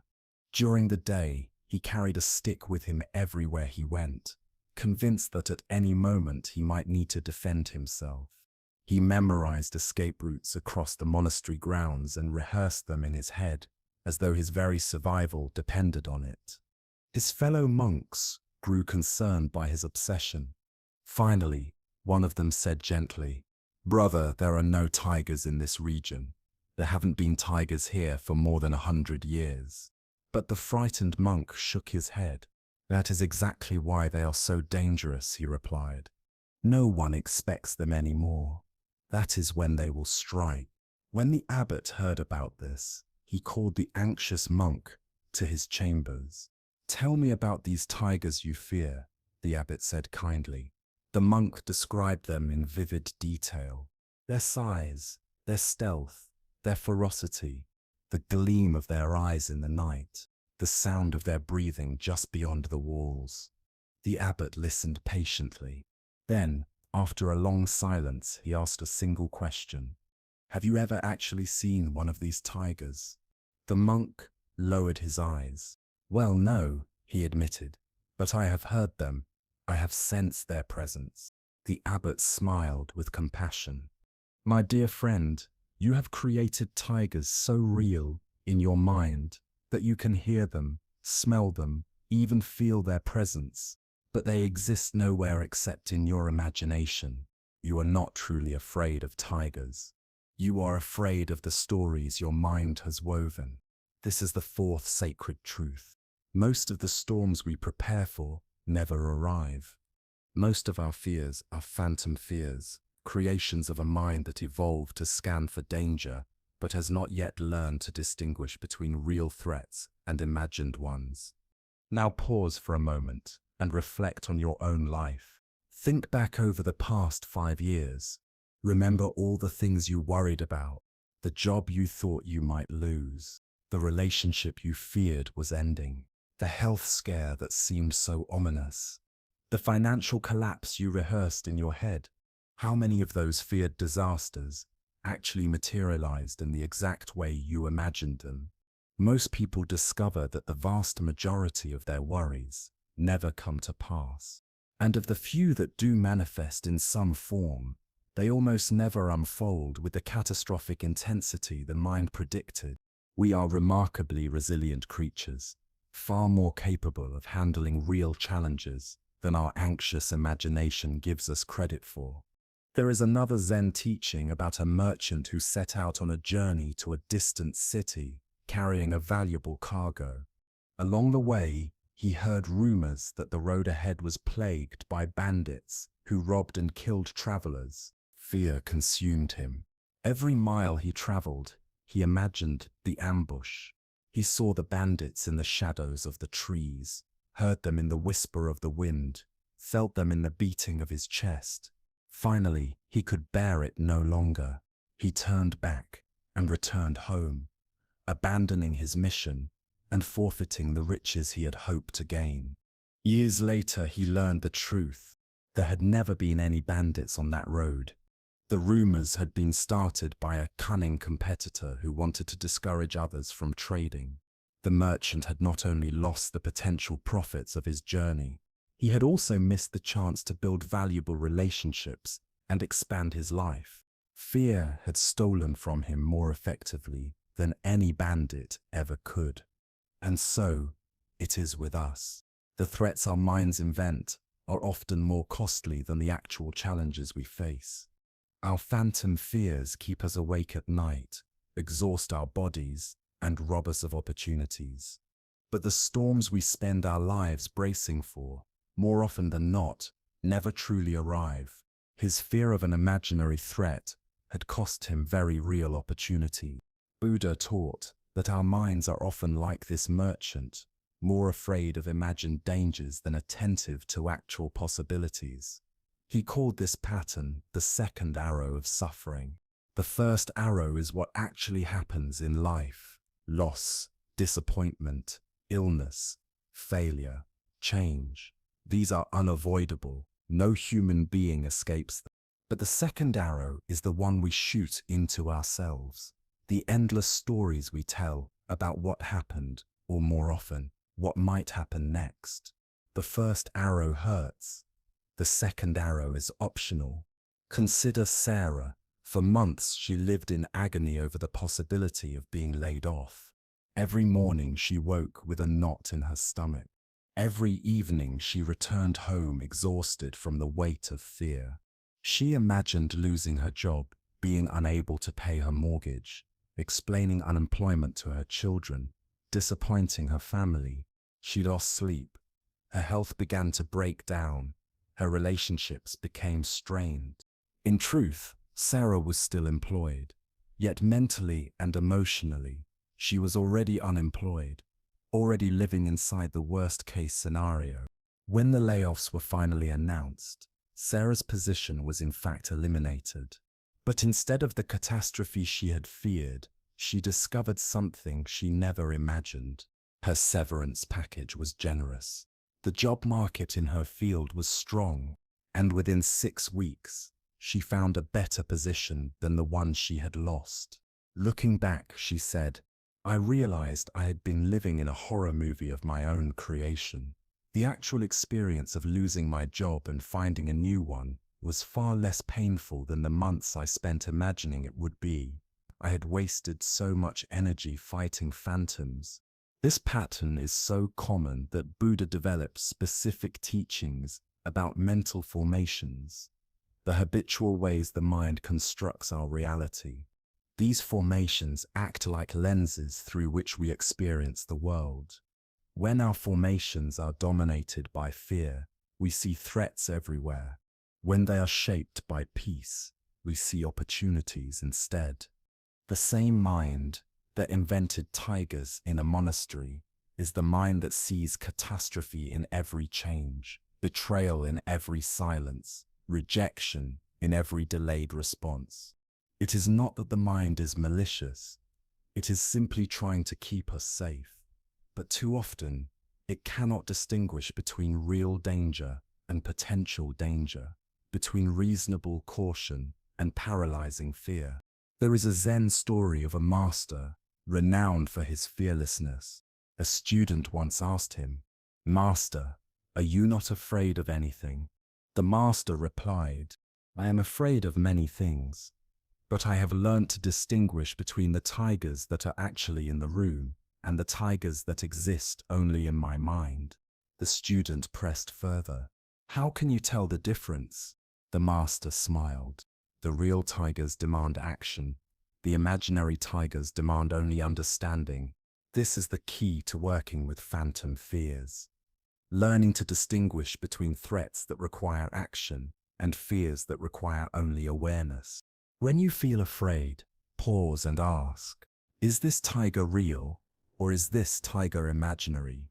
A real tiger might be a health concern that requires medical attention, a relationship issue that requires honest conversation, a work challenge that requires a concrete decision. These call for action, not rumination. An imaginary tiger, however, usually takes the form of a story. What if this happens? What if it gets worse? What if they leave? What if I fail? But notice carefully, it is not happening right now. These phantom stories trigger all the physiological responses of real danger: racing heartbeat, shallow breath, tense muscles, without giving us the clarity that comes from facing an actual challenge. Here's a simple practice you can try to check whether your fear is phantom or real. Pause when you notice anxiety rising. Instead of spinning deeper into the story, stop and breathe. Ask yourself, is this happening right now? Or is this only a story about what might happen? If it is happening now, respond with the wisest action available to you. Action dissolves fear. If it is a story about the future, acknowledge it for what it is. Just a thought, just a possibility, not reality. In doing so, you train your mind to release its grip on phantom tigers and return to the ground of what is. Her fear of an imaginary threat had cost her very real opportunities. Buddha often compared the human mind to this merchant, more frightened of shadows than attentive to light, more focused on imagined dangers than open to actual possibilities. He called this the second arrow of suffering. The first arrow is reality itself: loss, disappointment, illness, change. These are unavoidable. They strike everyone because life itself includes difficulty. But the second arrow is self-inflicted. It is the story we weave around the event, the predictions, the exaggerations, the catastrophes we rehearse in our minds. The first arrow is inevitable.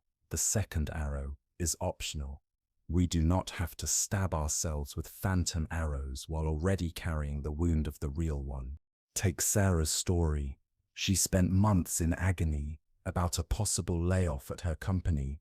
Each morning she woke with dread, imagining herself unemployed, unable to pay the mortgage, struggling to explain to her children why she could no longer provide for them. Every day was colored by this fear. She lost sleep. Her body began to show the toll: stress, headaches, stomach issues, irritability that strained her family life. She was living the nightmare of unemployment while still receiving a paycheck. When the layoffs finally came, Sarah's position was eliminated. The dreaded moment had arrived, but reality was different from the dark visions she had rehearsed. Her severance package was generous. The job market in her field was thriving. Within 6 weeks, she had secured a new role, better pay, more supportive colleagues, and fresh opportunities. Reflecting back, Sarah realized something profound. The suffering of anticipation had been far worse than the event itself. I had been living in a horror movie of my own creation, she said. The actual experience of losing my job and finding a new one was nothing compared to the months I wasted fighting shadows. This is exactly what the Buddha pointed to when he spoke of mental formations, the habitual ways our mind constructs reality. These formations act as filters. They don't just describe reality, they shape what we experience. When the mind is shaped by fear, everything looks like a potential threat. When it is shaped by peace, the same circumstances reveal opportunities. The monk who imagined prowling tigers at the monastery is the same mind that sees betrayal in every silence, catastrophe in every change, and rejection in every delayed response. It is not that the mind is malicious, it is trying to protect us. But in doing so, it often confuses possibility with certainty and caution with paralysis. There is a profound Zen story of a master renowned for his fearlessness. A student once asked, "Master, are you never afraid of anything?" The master replied, "Of course I feel fear, but I have learned to distinguish between the tigers that are truly in the room and the tigers that exist only in my imagination." The student pressed further, "How do you tell the difference?" The master smiled. "The real tigers require action. The imaginary tigers require only understanding." This distinction is the heart of working with phantom fears, learning to recognize whether a threat demands our response or simply our awareness. So, when fear rises, pause and ask, is this tiger real or is this tiger imagined? A real tiger might be a medical condition that needs treatment, a relationship conflict that requires honest dialogue, or a financial problem that demands practical planning. These require courage and action. An imaginary tiger, however, is a story about the future, a projection of what might happen, what could go wrong, what we fear will unfold. And though these stories trigger the same racing heart, sweaty palms and sleepless nights as real danger, they lack the clarity that comes from facing an actual challenge. To untangle the two, try this simple practice. Ask, is this happening right now, or is it a story about what might happen? If it is happening now, respond with action. If it is a story, acknowledge it as a story. Ask, if it did happen, what would I actually do? Moving from vague fear to specific action reveals our hidden resilience. Fear thrives in vagueness, but weakens when faced with concrete steps. Ask, how many times have I worried about this before? And how many times has it turned out as badly as I feared? This helps us see the pattern.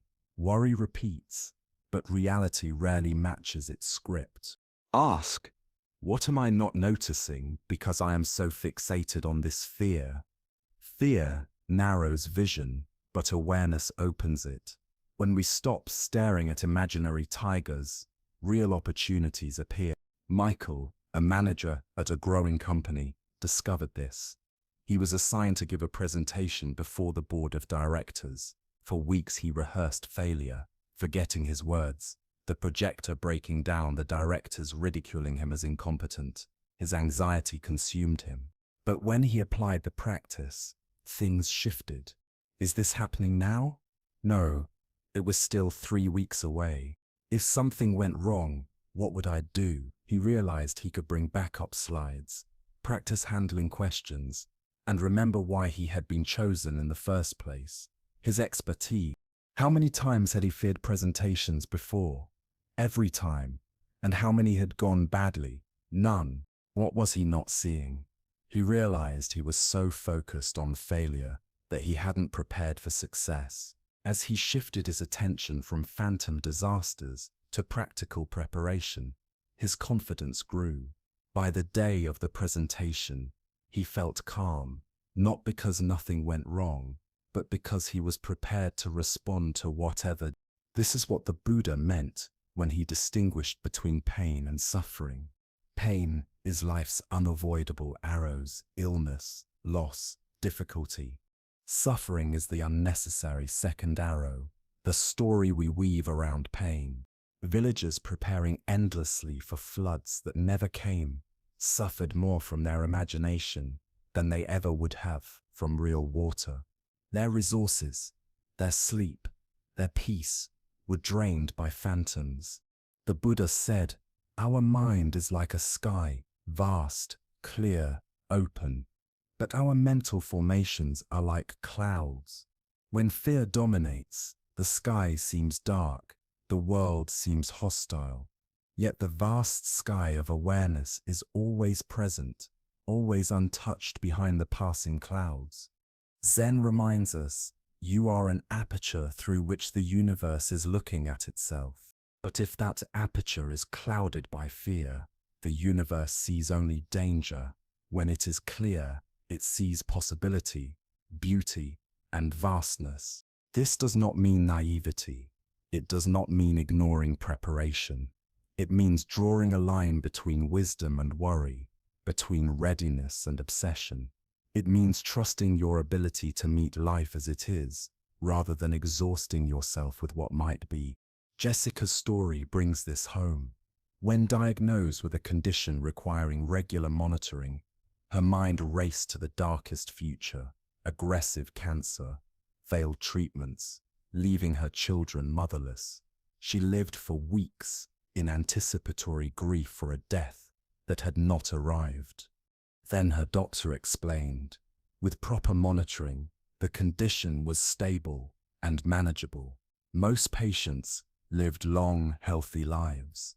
Treatments were highly effective. Jessica realized that the terror had not come from her condition, it had come from her imagination. Her relief was not just in the good prognosis, but in the insight, she had been mourning a future that never existed. I realized I had been living in a completely different reality than what was actually happening, Jessica said. I had created a tragic story about my future that had no grounding in medical facts. I was grieving for a death that might not come for decades, if it ever came at all. This is the insidious power of phantom fears. They masquerade as truth because the feeling of fear is real. Even when the object of fear is entirely imaginary, the body cannot distinguish. It responds to illusions with the same ferocity as it does to actual danger. The pulse quickens, the muscles tighten, the flood of stress hormones surges. The nervous system launches into fight, flight, or freeze. The tiger in the grass may not exist, but the tiger in the mind has already set the body on fire. And yet, the mind is not doomed to this cycle. It can be trained. It can learn to tell the difference. This is what the Buddha called right understanding, a clarity of vision that allows us to see things as they truly are, rather than as our fears paint them. The practice is gentle, but revolutionary. When you notice your mind spinning phantom stories, imagining disasters, rehearsing tragedies, you don't have to fight the fear, nor shame yourself for feeling it. Instead, you recognize it with compassion. Ah, there is my mind again, trying to protect me by imagining dangers. Thank you, mind, for caring about my safety. Now let's see what is actually here. This simple shift transforms the relationship with fear. You don't push it away, but you also don't let it dictate reality. You honor its intention while refusing to bow to its illusions. Right understanding does not erase caution or preparation. Rather, it removes the exhausting rehearsal of crises that will never arrive. It frees an immense reservoir of energy that can be used to create, to connect, to enjoy, and to respond wisely to the true challenges that do arise. There is a Zen story that beautifully illustrates this. A farmer's horse ran away. "How terrible, what bad luck," his neighbors said. "Maybe," the farmer replied. The next day, the horse returned, bringing 3 wild horses with it. "How wonderful, what good luck," the neighbors exclaimed. "Maybe," said the farmer. The following day, the farmer's son tried to ride one of the wild horses, was thrown off, and broke his leg.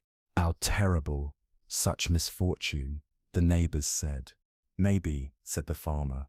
A week later, military officials came to conscript young men for war. Seeing the boy's broken leg, they passed him by. "How fortunate, such a blessing," the neighbors rejoiced. "Maybe," said the farmer. The wisdom of the farmer was not indifference.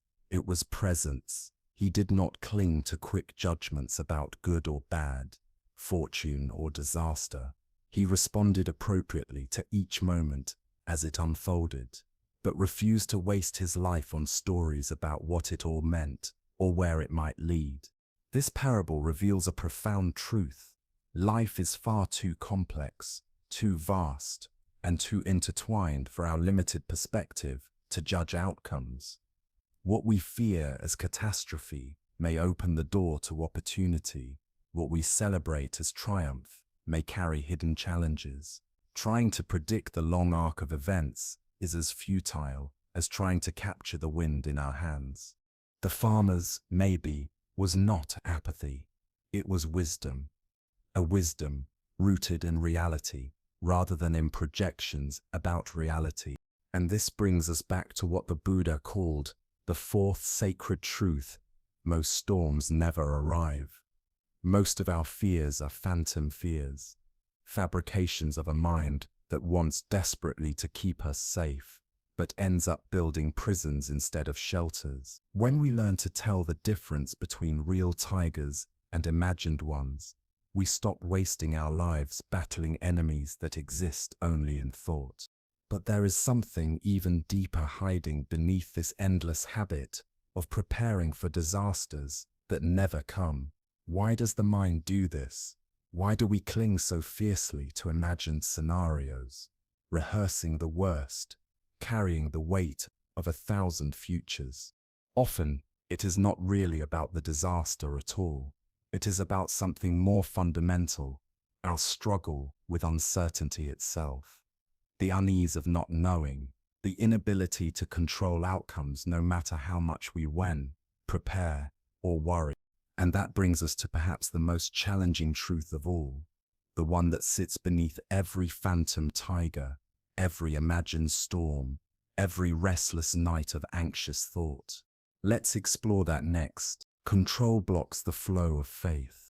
There was once a renowned river guide named Chen, a man whose reputation stretched across the mountain villages like the echo of rushing water.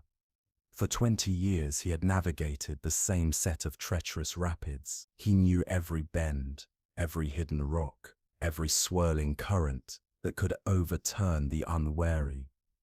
Travelers came from distant lands to ride with him, paying handsomely for the comfort of his expertise. To them, Chen was more than a guide. He was a guardian of safety, a master of control. Chen prided himself on precision. He studied weather patterns, days in advance, inspected his raft until it gleamed, and drilled his passengers with detailed instructions. Paddle when I say paddle, hold still when I command it, leave nothing to chance. That was his motto. Control, he believed, was the secret to mastery. One spring, however, the mountain snow melted faster than anyone expected. The river, usually fierce, now thundered with an untamable power Chen had never seen before. Its surface boiled with hidden whirlpools. Its voice roared like 1,000 drums. Most guides hesitated, but Chen's pride whispered, "I have conquered this river before. I will conquer it again." And so he launched into the swollen current. At once he felt the river's wild energy, resisting his every command. He barked orders, his voice sharp with urgency. His crew paddled furiously, straining against the torrents. Chen forced the raft toward channels that had always been safe, only to find them blocked by surging waves. He tried to overpower the current, but every effort only spun the raft more violently. It slammed against rocks, took on water, and filled the passengers with dread. What should have been a thrilling ride became a nightmare of panic and exhaustion. By the time they stumbled ashore, the group was battered, shaken, and disillusioned. Meanwhile, further downstream, a young guide named May faced the same raging waters. It was her first season. She had studied Chen's methods and admired his discipline. But standing at the edge of the swollen river, she felt something stir in her heart. This river is not here to be conquered. It is here to be trusted. When she launched, she didn't fight the water. She listened to it. She watched how it swirled, leaned into its rhythm, and allowed its strength to carry her. Where Chen forced, May flowed. When the current shoved her raft toward a boulder, she didn't resist. She let the energy sling her around it with grace. When the river pulled left, she went left. When it surged forward, she surrendered to its momentum. Instead of controlling the river, she partnered with it. By the journey's end, May's passengers were laughing, exhilarated, their faces glowing with awe. They hadn't conquered the rapids, they had danced with them.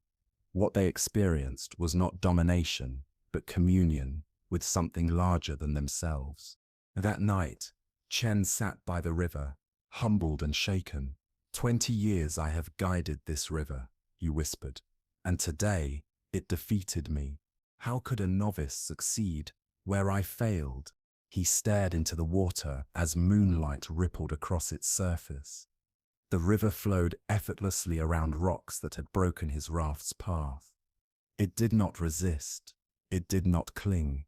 It found the opening, the path of least resistance, and moved with perfect trust. And in that quiet moment, Chen understood. His downfall had not been the river's strength. but his own refusal to release control. For 20 years he had treated the river as an enemy to subdue, when all along it had been a partner, inviting him to surrender. This story reveals one of the most difficult truths of human life. Our desperate need to control often blocks the very flow we long to experience. The more tightly we grip, the less room there is for wisdom, spontaneity, or grace. Like Chen, we mistake the steering wheel for the whole vehicle, forgetting that the road, the weather, and the unseen conditions of life also shape where we arrive. The Buddha observed this pattern with remarkable clarity. He saw that suffering often does not arise from circumstances themselves, but from our resistance to them. We battle rivers instead of learning to move with their currents. We struggle against change instead of adapting to it. We exhaust ourselves trying to force life into submission, when life is asking us to trust, to listen, to flow. Our constant need to control outcomes, to manage how others respond to us, and to dictate the timing of life often creates more turbulence than the actual challenges themselves. Many of the storms we face are not born from circumstances, but from the tension of resisting them. There's an ancient Zen story of a student who came to his master in great distress. "Master," he said, "I try so hard to control my thoughts, but they keep arising. I try to control my emotions, but they keep changing. I try to control my life, but it keeps surprising me. What am I doing wrong?" The master led him to a window overlooking a quiet garden. The wind was sweeping gently through the trees, causing branches and leaves to sway in harmony with its invisible current. "Do you see those trees trying to control the wind?" the master asked. "Of course not," the student replied. "That would be impossible." "And yet," the master observed, "notice how beautifully they dance with it. They bend without breaking, sway without falling, respond without resisting. This is the secret you are seeking, not control, but graceful response." The student frowned. "But surely I must have some control over my life. Otherwise, what is the point of effort or intention?" The master smiled softly. "You do have power, but not where you think. You cannot command the wind, but you can choose whether to stiffen against it or move with it. You can choose the quality of your response to what arises, though you cannot choose what arises. You can plant seeds with care, water them with patience, and tend the soil, but you cannot force them to sprout or bloom according to your schedule. You can offer love generously, but you cannot control whether it will be received in the way you hope. The art lies in knowing the difference, where your influence truly rests, and where illusion of control only brings suffering. This distinction between influence and control is crucial. We have immense influence over our inner state, our habits, our choices, our responses, and our growth. But our control over external outcomes, over the decisions of others, over timing, or over the countless invisible variables that shape our lives, that is far more limited than we like to admit. Consider Maria, a dedicated project manager who carried her professional habits into every corner of her personal life. She orchestrated every detail with military precision, color-coded calendars for family activities, spreadsheets for meals, backup plans for backup plans. She believed her diligence would safeguard her against the chaos of life. But reality kept refusing to cooperate. Children would fall sick on critical days. Traffic would derail meetings despite her early departures. Unplanned opportunities would appear that didn't align with her carefully laid timeline. The more rigidly Maria planned, the more fragile her peace became when life diverged from her script. Her wake-up call came at her daughter's birthday party. Maria had mapped every detail: the outdoor decorations, the sequence of games, the menu, even a minute-by-minute schedule to keep everything running smoothly. But just as the party began, an unexpected rainstorm forced everyone indoors. Maria, determined to stick to her plan, spent the entire celebration frantically trying to recreate her outdoor vision in a cramped living room. Meanwhile, her daughter and her friends, unbothered by the change, were laughing, playing impromptu games, and delighting in the spontaneity of it all. They didn't need Maria's perfect plan, they needed her presence, her laughter, her willingness to join in their joy. But Maria was too busy battling the rain in her mind to dance with the moment unfolding before her. In that moment, she realized the truth her master might have told her. Life does not ask us to control it, it asks us to join it, to bend like the trees, to flow like the river, to respond with grace instead of resistance. This is what the Buddha meant when he taught that attachment is the root of suffering.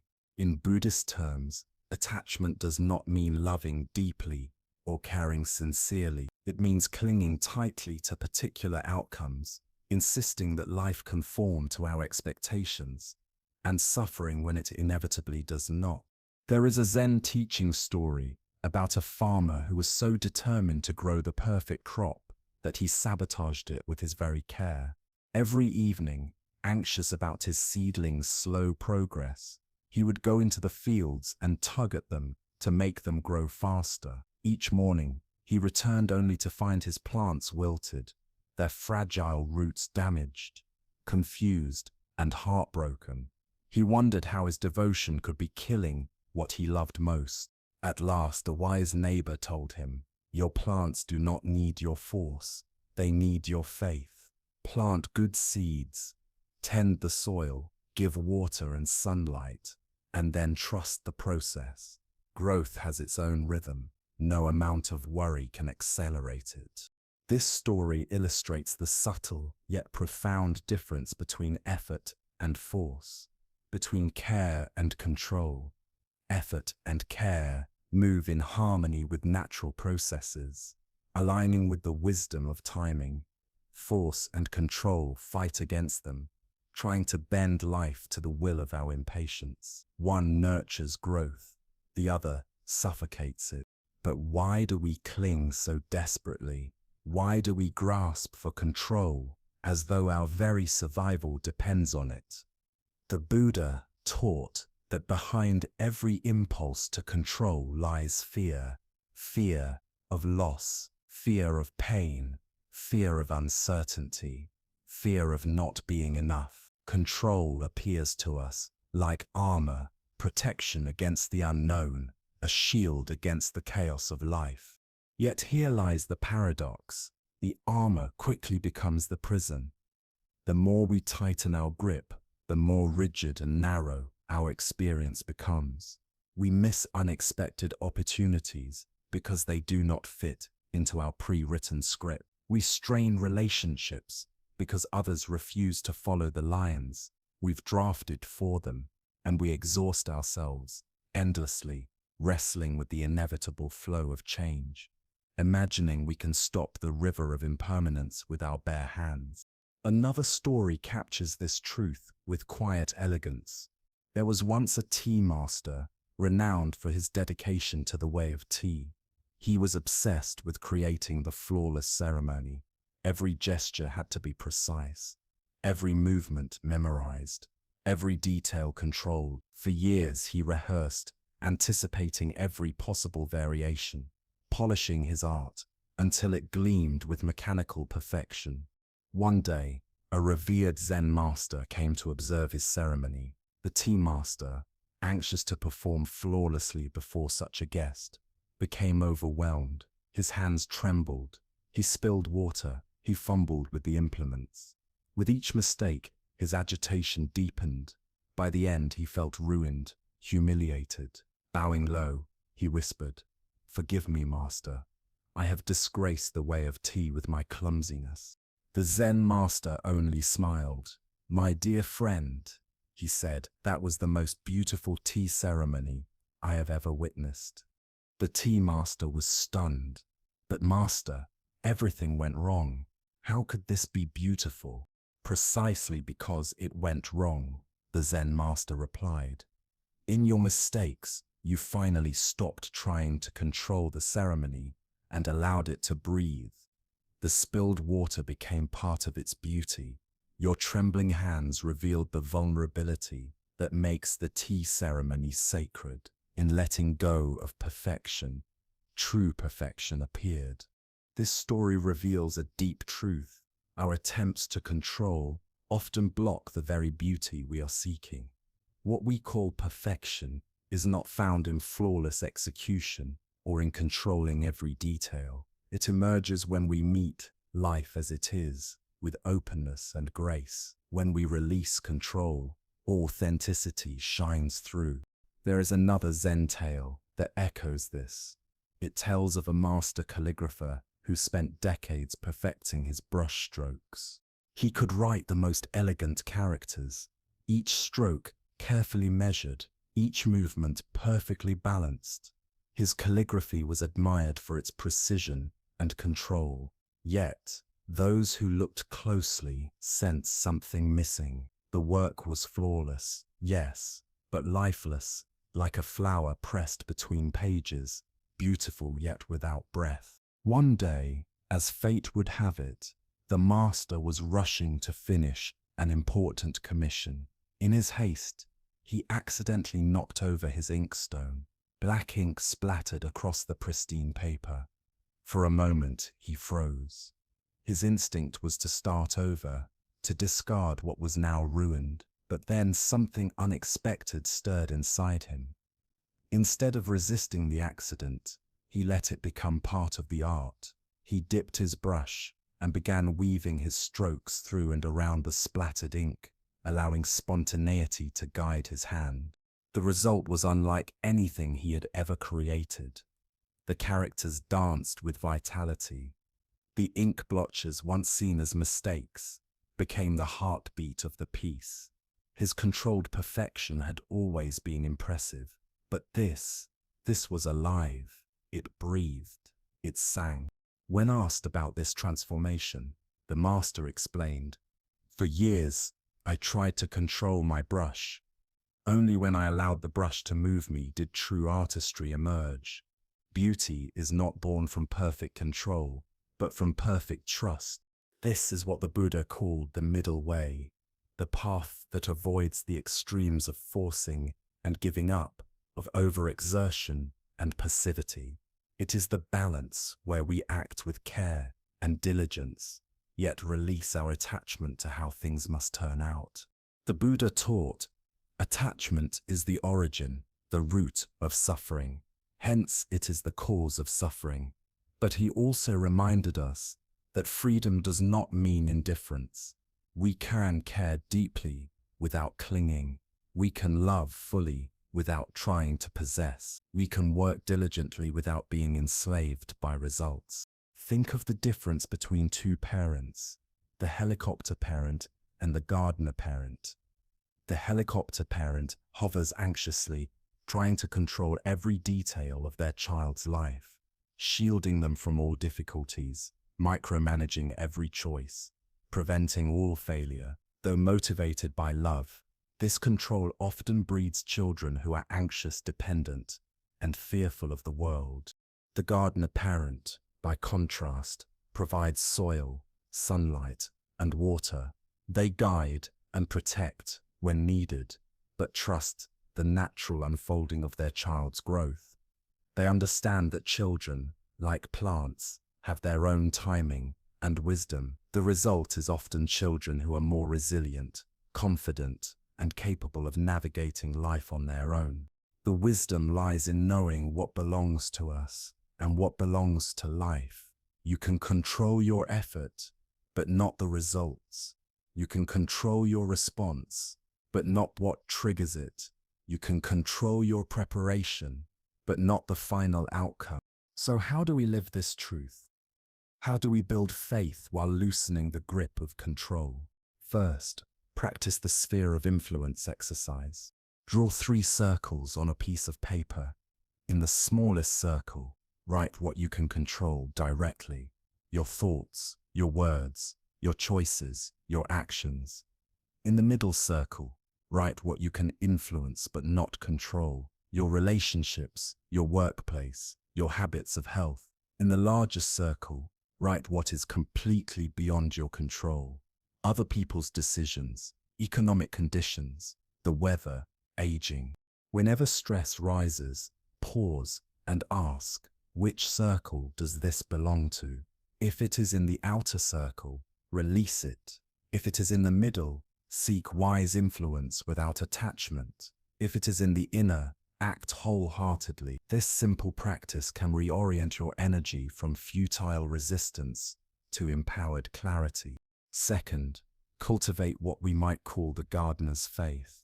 A gardener plants seeds, waters them, ensures soil and sunlight, and then she trusts. She doesn't dig up the seeds daily to check if they've sprouted. She doesn't pull at the stems to make them grow faster. She knows growth happens in its own mysterious time. Apply this to your life. In relationships, offer love, but don't demand certain responses. In work, give your best effort, but don't bind your worth to the results. In parenting, guide and protect, but don't strangle growth with control. Do your part with sincerity, then release the rest to love. Third, practice the open hand meditation.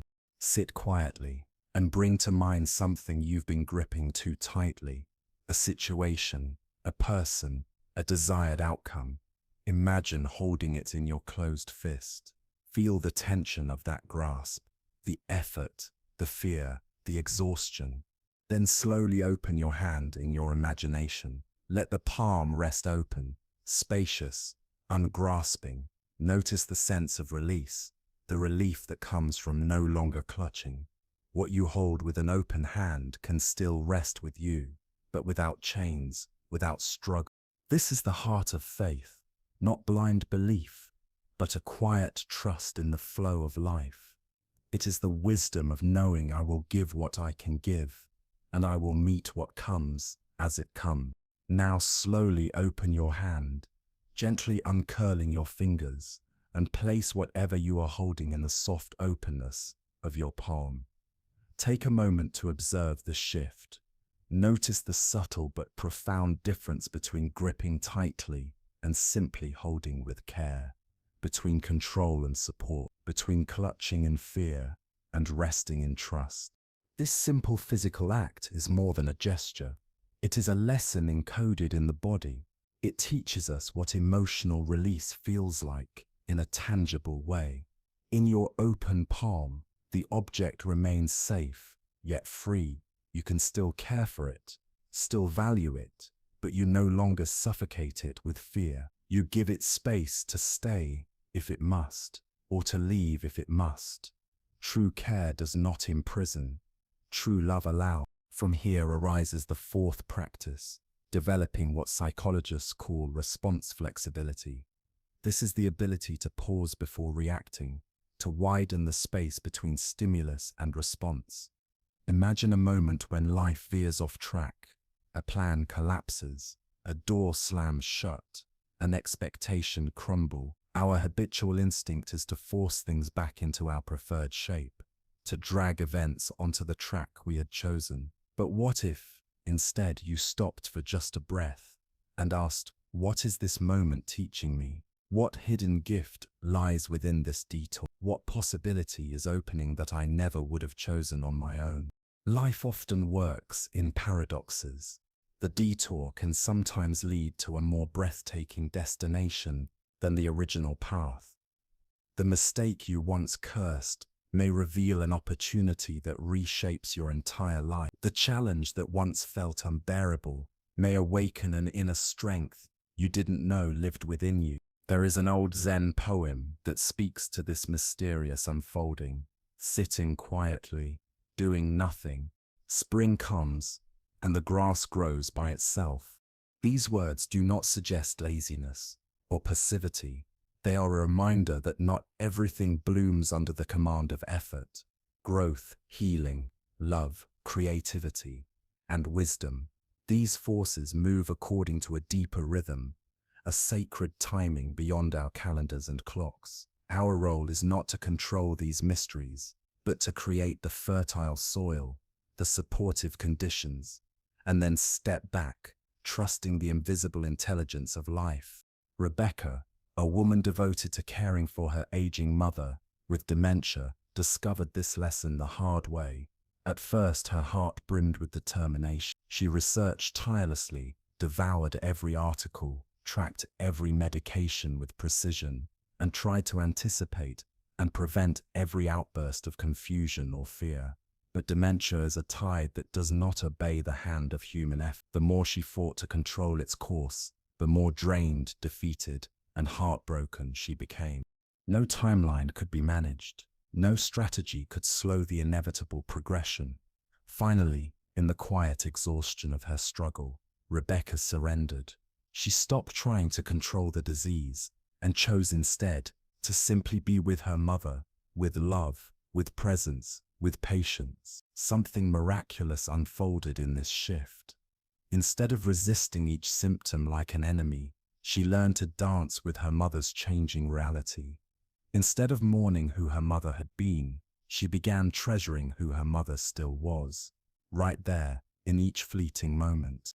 Realized, Rebecca reflected, that I was so busy clinging to the past, trying to preserve what was slipping away, that I was missing the gift of the present. When I stopped controlling and started trusting that each day would bring what it would bring, peace found us both. The disease did not change, but our experience of it did, and that changed everything. This is the quiet miracle of releasing control. The world outside may not transform overnight, but your relationship to it does. What once felt like resistance softens into acceptance. What once was a battle becomes a flow. What once drained you with exhaustion now fills you with unexpected grace. The Buddha taught that this movement from control to faith is not a single grand decision, but a daily practice. Life will test you again and again, each day offering small moments of choice. Will you grip or will you release? Will you force or will you allow? Will you dwell in anxiety or rest in trust? The training begins with the simplest of things. Let the traffic unfold at its own pace instead of raging against every red light.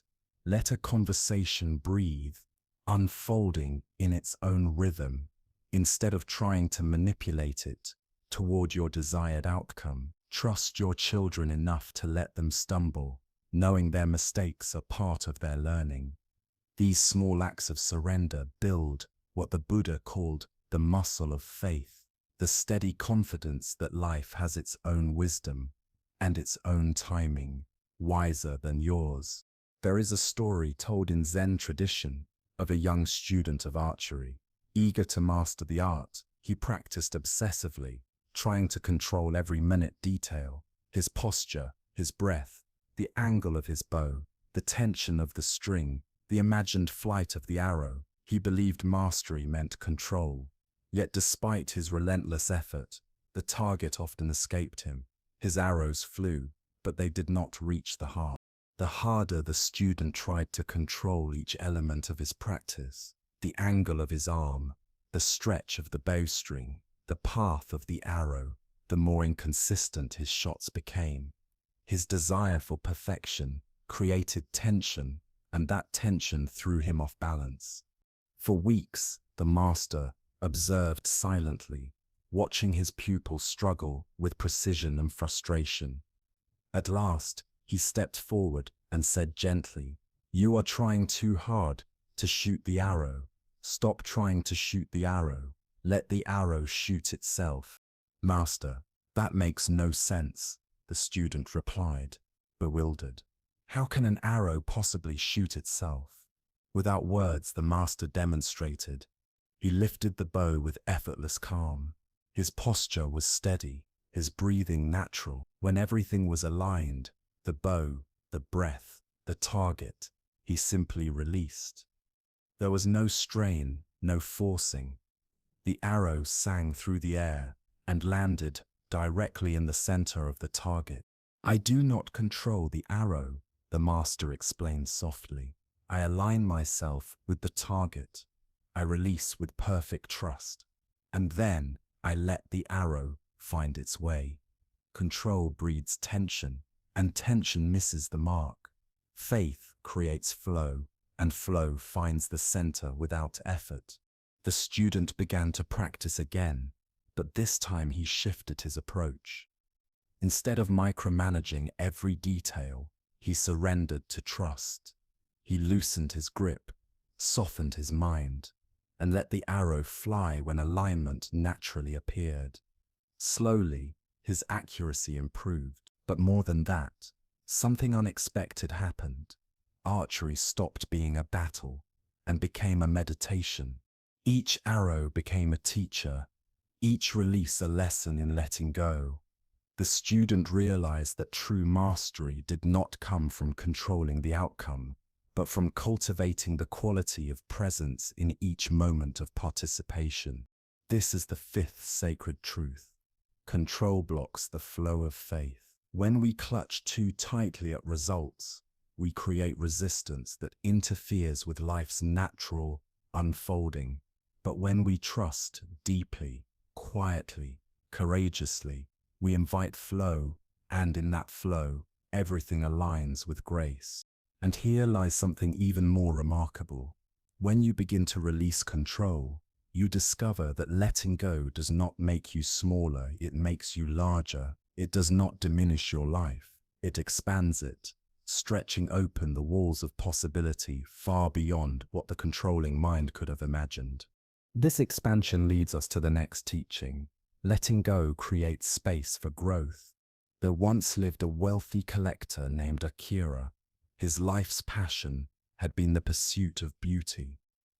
Over decades, he had gathered exquisite treasures, rare scrolls inked by ancient calligraphers, delicate ceramics from distant lands, shimmering gemstones, and paintings from renowned masters. His home had become a museum of magnificence. Yet Akira's treasures, though breathtaking, ruled his life. He guarded them fiercely, installing elaborate locks, climate-controlled chambers, and glass cases to preserve every item. He feared the touch of visitors, the gaze of thieves, even the breath of time itself. What began as love for beauty became an obsession with protection. Every waking hour was consumed by the maintenance of his possessions. One afternoon, an old monk appeared at Akira's gate, carrying a plain wooden box. "I have something beautiful to share with you," the monk said kindly. "A gift that has brought joy to many." Akira, glancing around his crowded halls overflowing with objects, shook his head. "I have no space for anything new," he replied. "Every shelf, every surface, every corner is full. Perhaps you should take your gift elsewhere to someone who has room to receive it." The monk smiled with compassion. "Ah," he said softly, "but that is the very problem. You have filled your life so completely with what you already possess that there is no room left for wonder. You are surrounded by treasures, yet imprisoned by them. In your abundance, you have become poor. "But these are precious," Akira protested. "I work tirelessly to acquire them. I cannot simply give them away." The monk placed the wooden box on a nearby table and slowly lifted the lid. Inside there was nothing but emptiness. He gazed at Akira with serene eyes and said, "This is the greatest treasure I own. Empty space. Space for whatever wishes to come. Space for surprise, for possibility, for growth, for new beauty. Your collection is magnificent, yes, but it has stolen your space for the sacred unknown." Akira looked into the emptiness of the box. In that quiet void, he saw the truth. His devotion to preservation had become his prison. His care had turned into clinging. His treasures, instead of giving him freedom, had silently woven chains around his life. And this is the heart of the teaching. The things we clutch most tightly are often the very things that keep us from growing. What we call security may be the very barrier to expansion. What we protect may secretly be what prevents us from receiving. Our fears, often dressed in the clothing of care and protection, quietly shrink our world. What begins as vigilance slowly transforms into a cage, until we find ourselves living in a beautiful prison of our own making. Think for a moment about how worry operates in your own life.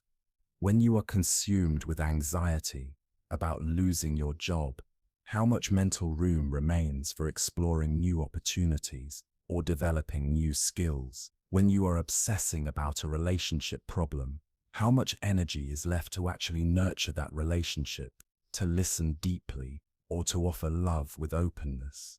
When your attention is locked on protecting what you already have, how much space is left to discover what you might yet become? Worry has a strange quality. It feels active, even important, while in truth it is completely unproductive. It gives us the illusion of control, as if replaying scenarios or tightening our grip will somehow keep us safe. But like Akira's elaborate security systems, worry often protects us from nothing while isolating us from everything. We become so busy maintaining defenses that we lose the freedom to explore what lies beyond them. Buddha observed this pattern with astonishing clarity. He taught that human beings often mistake clinging for caring, hoarding for security, and control for love. But these are shadows of the real thing. True care requires openness. Real security arises not from walls, but from inner trust. Genuine love cannot suffocate. It needs room to breathe, to evolve, to surprise. All of them require space. Space for growth, for change, for the unexpected and the unknown. There is a Zen story that illustrates this truth. A student once arrived at his master's home, carrying a heavy bag filled with all his worldly possessions. His face was strained, his shoulders bent beneath the weight. "Master," he said, "I want to learn wisdom, but I cannot release these things. They are my security, my identity, the fruits of my life's work. Without them, I would feel empty." The master led him to a window overlooking a garden where a magnificent oak tree stood, tall and grounded. "Do you see that tree?" the master asked. "Yes," the student replied softly. "It is strong and beautiful. Every autumn," the master explained, "that tree lets go of its leaves. They wither, fall, and return to the soil. And in spring, new leaves appear, fresh and vibrant. If the tree clung desperately to last year's leaves, it would strangle its own life. But the tree trusts. It knows that letting go creates space for new growth." The student frowned. "But master, my possessions are not like leaves. Once I let them go, they will not grow back." The master smiled gently. "You are right. Your possessions may not return, but something far more precious will emerge. Space. Space for new experiences, new relationships, new insights and possibilities. Without emptiness, nothing fresh can enter. A cup already filled to the brim cannot receive even a drop of tea." This teaching does not mean we must abandon everything we value, nor live recklessly without care. Rather, it asks us to examine what we hold and how tightly we grip it. Does our attachment serve our growth, or does it silently limit it? Are we truly caring for what matters, or are we so busy protecting what we have that we have forgotten how to truly live? Consider Elena, a gifted artist who had spent years refining a particular style of painting. Her work had earned her modest success. She had a recognizable technique, a small but steady following, and a comfortable rhythm in her studio practice. From the outside, it looked like stability, but inside, Elena felt her creative fire dimming. A quiet restlessness stirred within her, a call to explore new mediums, to experiment with sculpture, digital art, even bold mixed media forms. Yet every time she considered venturing beyond her familiar path, fear arose like a wall. What if my new work is not as good, she thought. What if my followers don't understand my change? What if I lose the little income this style provides? So she continued painting in the same way, year after year, each canvas technically competent, each brushstroke familiar. But the spark that had once ignited her love of art was fading, like Akira in his treasure-filled house. Elena became a guardian of what she had already created, protecting her established identity as an artist while leaving no room for what longed to be born through her. Her breakthrough came unexpectedly during a conversation with a child at one of her exhibitions. The child tilted their head, studied her painting for a long moment, and asked with innocent curiosity, "Why do you always paint the same way? Don't you want to try something different?" The simplicity of the question pierced Elena's careful defenses. In that moment, she realized what her fear had been hiding from her. She was clinging so tightly to her identity as the artist who paints this way that she had stopped growing as an artist altogether. She had been protecting her leaves long past their season, and in doing so, had closed herself off to spring. Her fear of losing what she had already achieved was quietly holding her back from discovering what she might yet become. It was as if the walls she had built to protect her success had also become the prison that confined her creativity. With tremendous courage, Elena began to loosen her grip. She started experimenting with new forms, new styles, and unfamiliar materials that initially felt uncomfortable in her hands. Some of her attempts failed, sometimes so spectacularly that even she couldn't help but laugh. Some of her loyal followers looked on with confusion, uncertain about her evolution, questioning why she would risk her reputation when she had already arrived. For a time, she experienced real financial uncertainty, moments when she wondered whether she had made a mistake.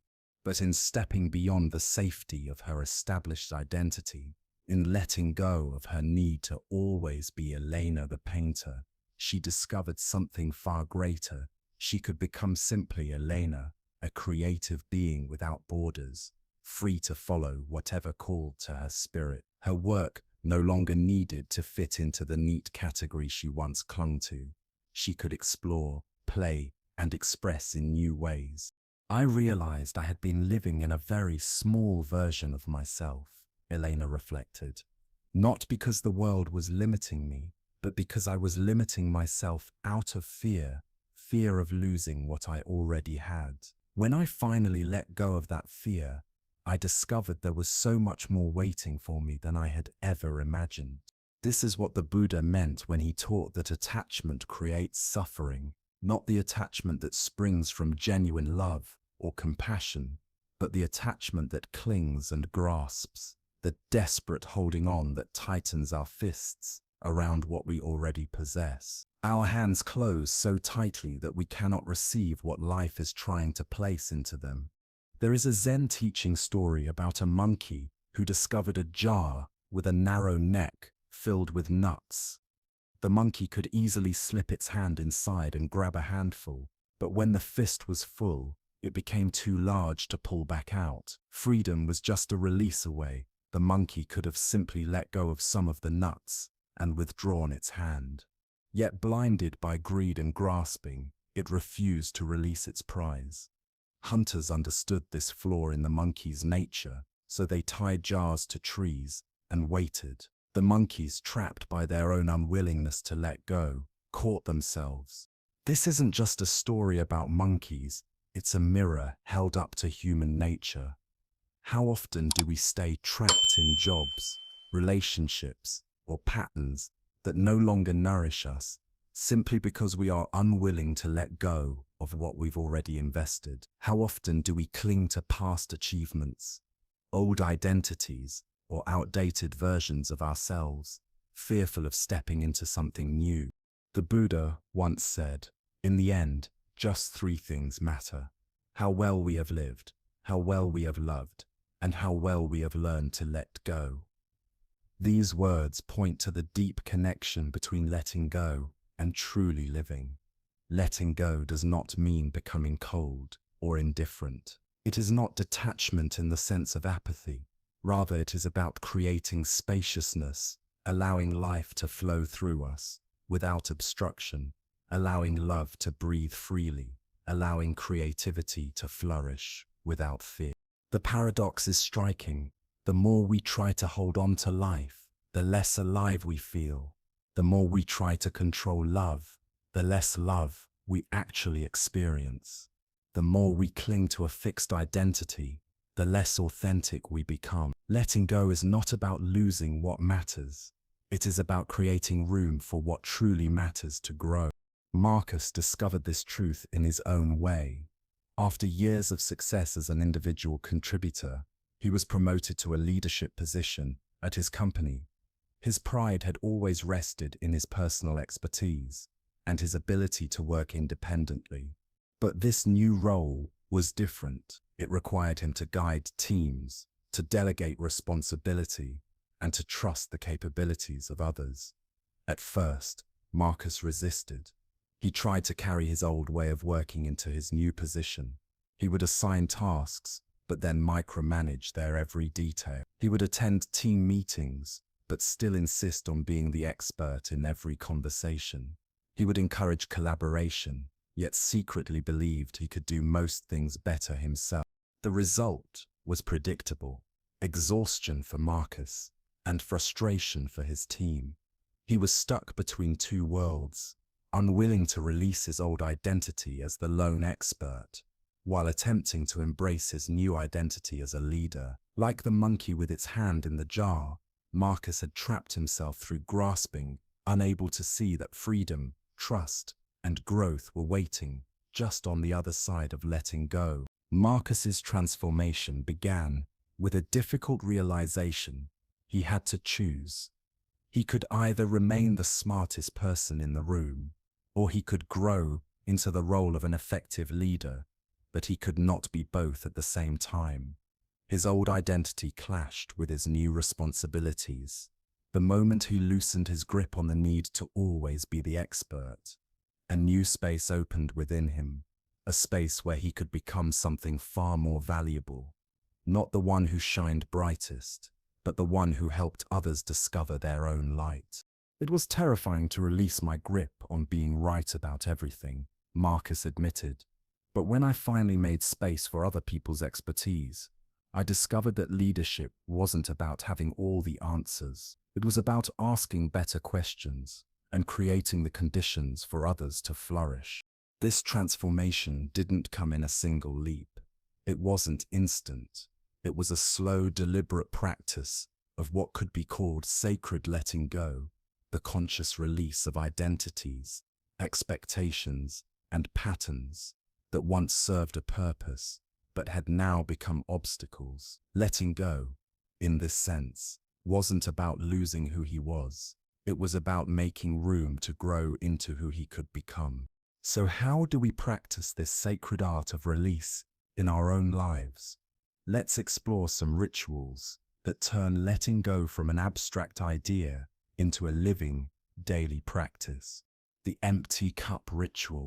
Each morning, take a cup, an ordinary cup, and hold it in your hands. Reflect on this Zen teaching. A cup is most useful when it is empty. Ask yourself, what am I filling myself with that leaves no room for what today wants to bring me? What assumptions, fears, or rigid expectations am I carrying that keep me from being open? By starting your day with this reflection, you create the willingness to be surprised, to allow life to pour something fresh into your cup. A weekly inventory of grip. Set aside time each week to honestly examine what you are holding on to. Ask yourself, what image of myself am I clinging to that keeps me from evolving? What resentments am I grasping that prevent new connections? What outcomes am I clutching so tightly that I am blind to new opportunity? By naming what you grip, you loosen its power over you. Awareness itself is a form of release, conscious release through ritual. Sometimes letting go needs to be embodied. Write down on a piece of paper something you are ready to release. A fear, a label, a painful memory. Then burn it, bury it, or release it into flowing water. As you do, whisper, I release this with gratitude for how it has served me. I now create space for what wants to emerge. This practice honors the past without chaining you to it. Sacred letting go does not mean abandoning everything or becoming indifferent. It is not about discarding love or denying care.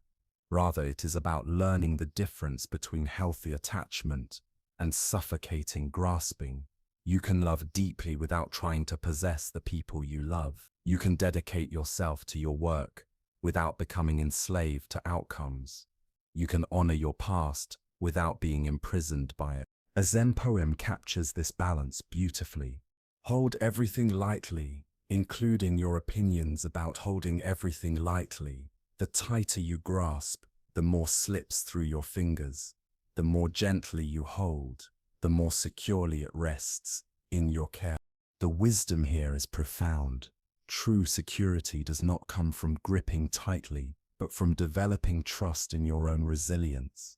The confidence that whatever comes, you can meet it. True love does not arise from control, but from creating space where others can be authentically themselves. True success does not come from clinging to achievements, but from staying open to growth, change, and renewal. Picture the difference between a closed fist and an open palm. A closed fist can cling to what it holds, but it is incapable of receiving anything new. An open palm, on the other hand, can hold gently and remain ready for new gifts. The open palm is a living metaphor for how to walk through life, engaged but not grasping, caring but controlling, committed but not rigid. Jennifer discovered this truth through her relationship with her adult daughter.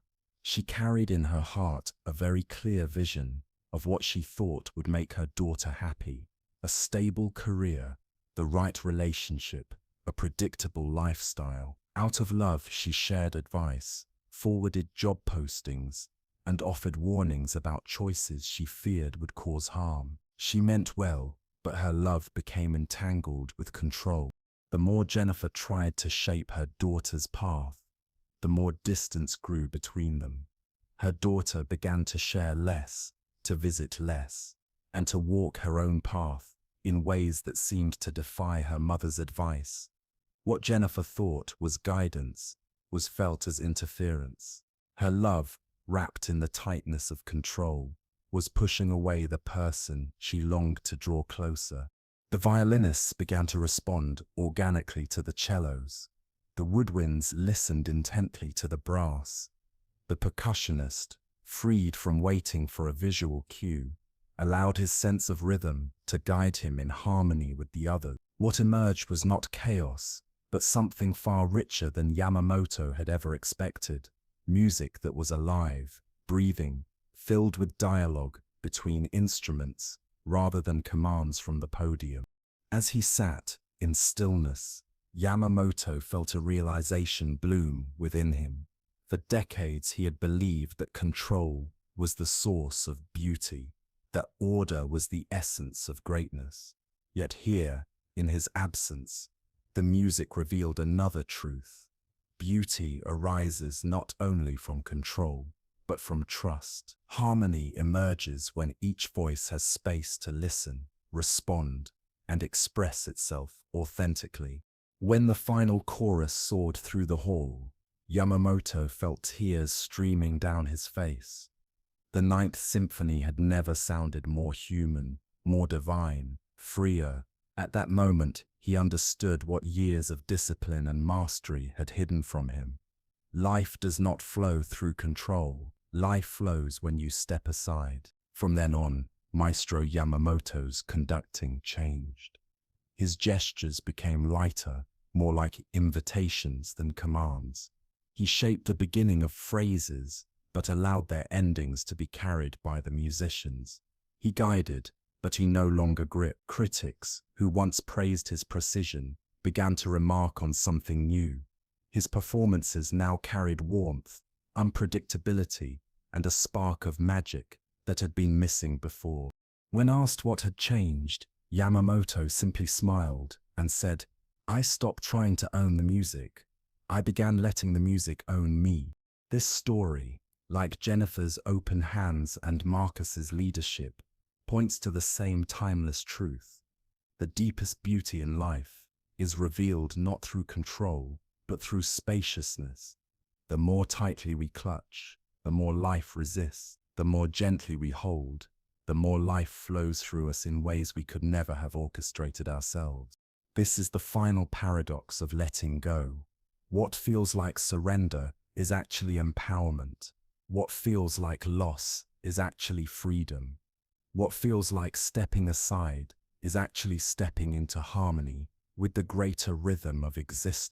Buddha called this non-grasping, the ability to live without clinging, without forcing. It does not mean passivity. It does not mean indifference. It means dancing with life rather than trying to cage it. It means walking with open hands rather than closed fists. It means, as Yamamoto discovered, that when we stop trying to control the symphony of life, the music of life finally plays through us. So, the sixth sacred truth echoes clearly. Letting go creates space for growth, not only for ourselves, but for everything we touch. And the seventh truth arises naturally from it. Life flows when you step aside. Every day, we are given the choice: cling or release, force or trust, control or flow. And every time we choose to let go, we don't lose, we expand. We become larger than our fears, freer than our identities, and more deeply alive than we ever imagined. Consider how this applies to the challenges you're facing right now. Perhaps there is a relationship you've been trying to control into harmony. Perhaps there is a career path you've been gripping with fear of losing what you've built. Perhaps there is a dream you've been forcing instead of allowing it to unfold. What if, like Yamamoto, you stepped aside, not in abandonment, but in trust? What if you created space for life's natural intelligence to move through you, guiding you toward outcomes your mind could never have engineered? This is the essence of the final truth. Life flows most beautifully when you learn to step aside. Not from effort, not from care, not from responsibility, but from the exhausting illusion that you must control everything for it to turn out well. When you stop gripping so tightly, you begin to notice that life has always been moving, always been carrying you, just as the river carries the boat, just as the seasons carry the trees, just as breath carries the body without your effort. The invitation is simple: trust the current, play your part with presence, offer your care without clinging, act with integrity, but release the demand for control. And in doing so, you'll discover the greatest paradox of all. Letting go does not weaken you, it makes you vast. Releasing outcomes does not leave you empty, it makes you available. Stepping aside does not remove you from life, it finally allows you to join life. This is what the Buddha realized under the Bodhi tree. This is what Yamamoto discovered in the silence of his orchestra. This is what every Zen story whispers beneath its words. When you let go of control, life reveals its music. And in that music, you are not the conductor. You are both the musician and the listener, both the song and the silence, both the question and the answer. So, take a breath. Open your palm, trust the rhythm that has always been carrying you, and allow yourself to flow. That difficult relationship you've been trying to fix with sheer effort and willpower, what if, You stopped trying to mold the other person into your idea of who they should be, and instead turned your attention inward, choosing to be more authentically yourself. That career situation you've been gripping with control and forcing into shape, what if you poured your energy into doing your best work with integrity, and then trusted the natural process of recognition and opportunity to unfold? That anxiety you've been wrestling with day after day, what would shift if instead of resisting it like an enemy, you simply allowed it to exist, while you gently brought your awareness back to the present moment? Maria discovered this truth in the tender struggle of raising her teenage son. For years, she had managed every detail of his academic life, checking homework, contacting teachers, arranging tutoring, tracking every grade and deadline, as though her vigilance alone could guarantee his success. Yet the more she tried to manage, the more he resisted. He withdrew, grew resentful, and slipped into passivity. Her good intentions, wrapped in control, were unintentionally blocking his own growth. Then, one day, Maria chose to let go. She stopped micromanaging his studies, and instead made herself quietly available for support whenever he asked for it. To her surprise, something remarkable happened. Freed from the weight of her constant maintenance, her son began to take ownership of his own learning. His grades did not soar overnight, but something deeper began to awaken. His curiosity. He asked questions that mattered to him, explored subjects that sparked his interest, and began cultivating the inner motivation that no amount of external management could have created. I realized, Maria reflected, that in trying so hard to help him succeed, I was unknowingly preventing him from discovering how to succeed on his own. When I stepped back, his authentic capabilities finally had the space to emerge. This is the paradox at the heart of wisdom traditions. The more we grasp at life, the more it resists. The more we release into trust, honoring life's own intelligence and working with its natural rhythms, the more it supports our deepest intention. Another story comes from Robert, a small business owner caught in the relentless hustle. For years, he pushed himself with long days of marketing schemes, aggressive pricing strategies, and frantic networking. He was exhausted, working 18-hour days, missing moments with his family, and watching his health deteriorate. Yet despite all the force he applied, his business remained stagnant, like soil compacted too tightly for seeds to grow. His turning point came when a mentor asked him a question that pierced his assumptions. What if instead of chasing customers, you became the kind of business customers naturally want to find? That single question shifted Robert's entire approach. He stopped chasing every possible lead and began nurturing the relationships he already had. Instead of competing on price, he competed on care, excellence, and genuine value. Instead of sprinting toward arbitrary growth targets, he slowed down enough to create sustainable systems and a healthy rhythm. The results were transformative. Customers began referring others, not because of clever advertising, but because of trust and satisfaction. His reputation grew steadily as he chose to do fewer things, but to do them with excellence. As Robert restored balance to his life, his creativity and energy returned, allowing him to make wiser decisions. I discovered, Robert said, that my business didn't need me to push it endlessly. It needed me to create the right conditions for success to grow naturally. One path left me depleted while keeping me stuck. The other nourished me while creating growth that could last. This is what the Buddha meant when he spoke of non-interference. It does not mean inactivity or indifference. It is not passivity. It is the art of discerning when effort supports growth and when effort becomes meddling, when action aligns with the natural unfolding of life and when action disrupts it. True wisdom lies in this distinction: to act wholeheartedly where it matters, and to step aside where control only blocks the flow. It's about learning the delicate dance of life, understanding when to act and when to allow, when to speak and when to listen, when to guide and when to simply trust. The Buddha taught that much of human suffering arises from what he called the wanting mind, that restless part of us that constantly insists this moment should be different from what it is. We want the traffic to move faster. We want other people to act according to our expectations. We want our emotions to always be comfortable, our circumstances convenient, our paths free of obstacles. This endless push against reality creates a friction that grinds us down. It drains our energy while rarely improving anything. It's like trying to row against a river's current.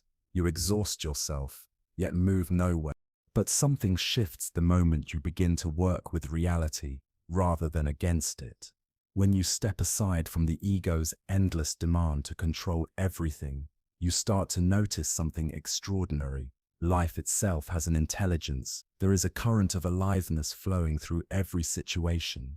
You do not need to create it. You only need to align with it. And when you do, life begins to feel less like a battle and more like a dance. Here are some practical ways to cultivate this alignment in daily life. First, develop situational awareness. Before rushing into action, pause, breathe. Feel into the natural rhythm of what's unfolding. Ask yourself, what is the timing here? What is already emerging on its own? How can I support what wants to happen instead of forcing what isn't ready? This awareness transforms struggle into synchronicity. Second, practice responsive presence. Enter situations not with a rigid agenda, but with openness. Listen more than you speak. Observe before deciding. Let your actions arise not from anxiety or habit, but from genuine response to the needs of the moment. This is how wisdom speaks through you. Third, cultivate trust in the process of unfolding. Trust is not passivity. It is not giving up responsibility. Rather, it is doing your part with diligence, then allowing the rest to resolve in its own time. Plant seeds, water them faithfully, and then let the mystery of growth do what only it can. The tree does not grow faster by your worrying. Fourth, learn to distinguish between resistance and natural boundaries. When something refuses to work despite good faith effort, it may not require more force. Perhaps it needs patience, perhaps a shift in approach, perhaps it is simply not your path. Sometimes the most powerful act is the decision not to act. There is a Zen story that captures this perfectly. A student once asked his master, "What is the way?"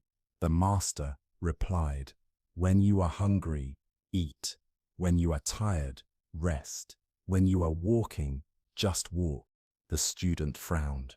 "But master, everyone does these things. What's so special about that?" The master smiled. "When most people eat, their mind is racing with thoughts of work. When they rest, they are worrying about tomorrow. When they walk, they are already at their destination in thought. Very few people are ever fully where they are, doing what they are doing, with complete presence. This, my student, is the way. This is the essence of stepping aside. Not stepping away from life, but stepping aside from the restless commentary of the mind, setting down the need to constantly manage, control, and improve every moment. In this space, you meet life as it is, and discover that as it is already enough. When you're in conversation, be in the conversation. When you work, just work. When you love, simply love. When you rest, truly rest. This simple presence is more transformative than all strategies and worries combined. Think of parenting. A parent who steps aside from the impulse to choreograph their child's every step gives that child the priceless gift of space, the space to stumble, to learn, to grow resilient, and to discover their own authentic path. True guidance is not control, but trust wrapped in care. Or think of creativity.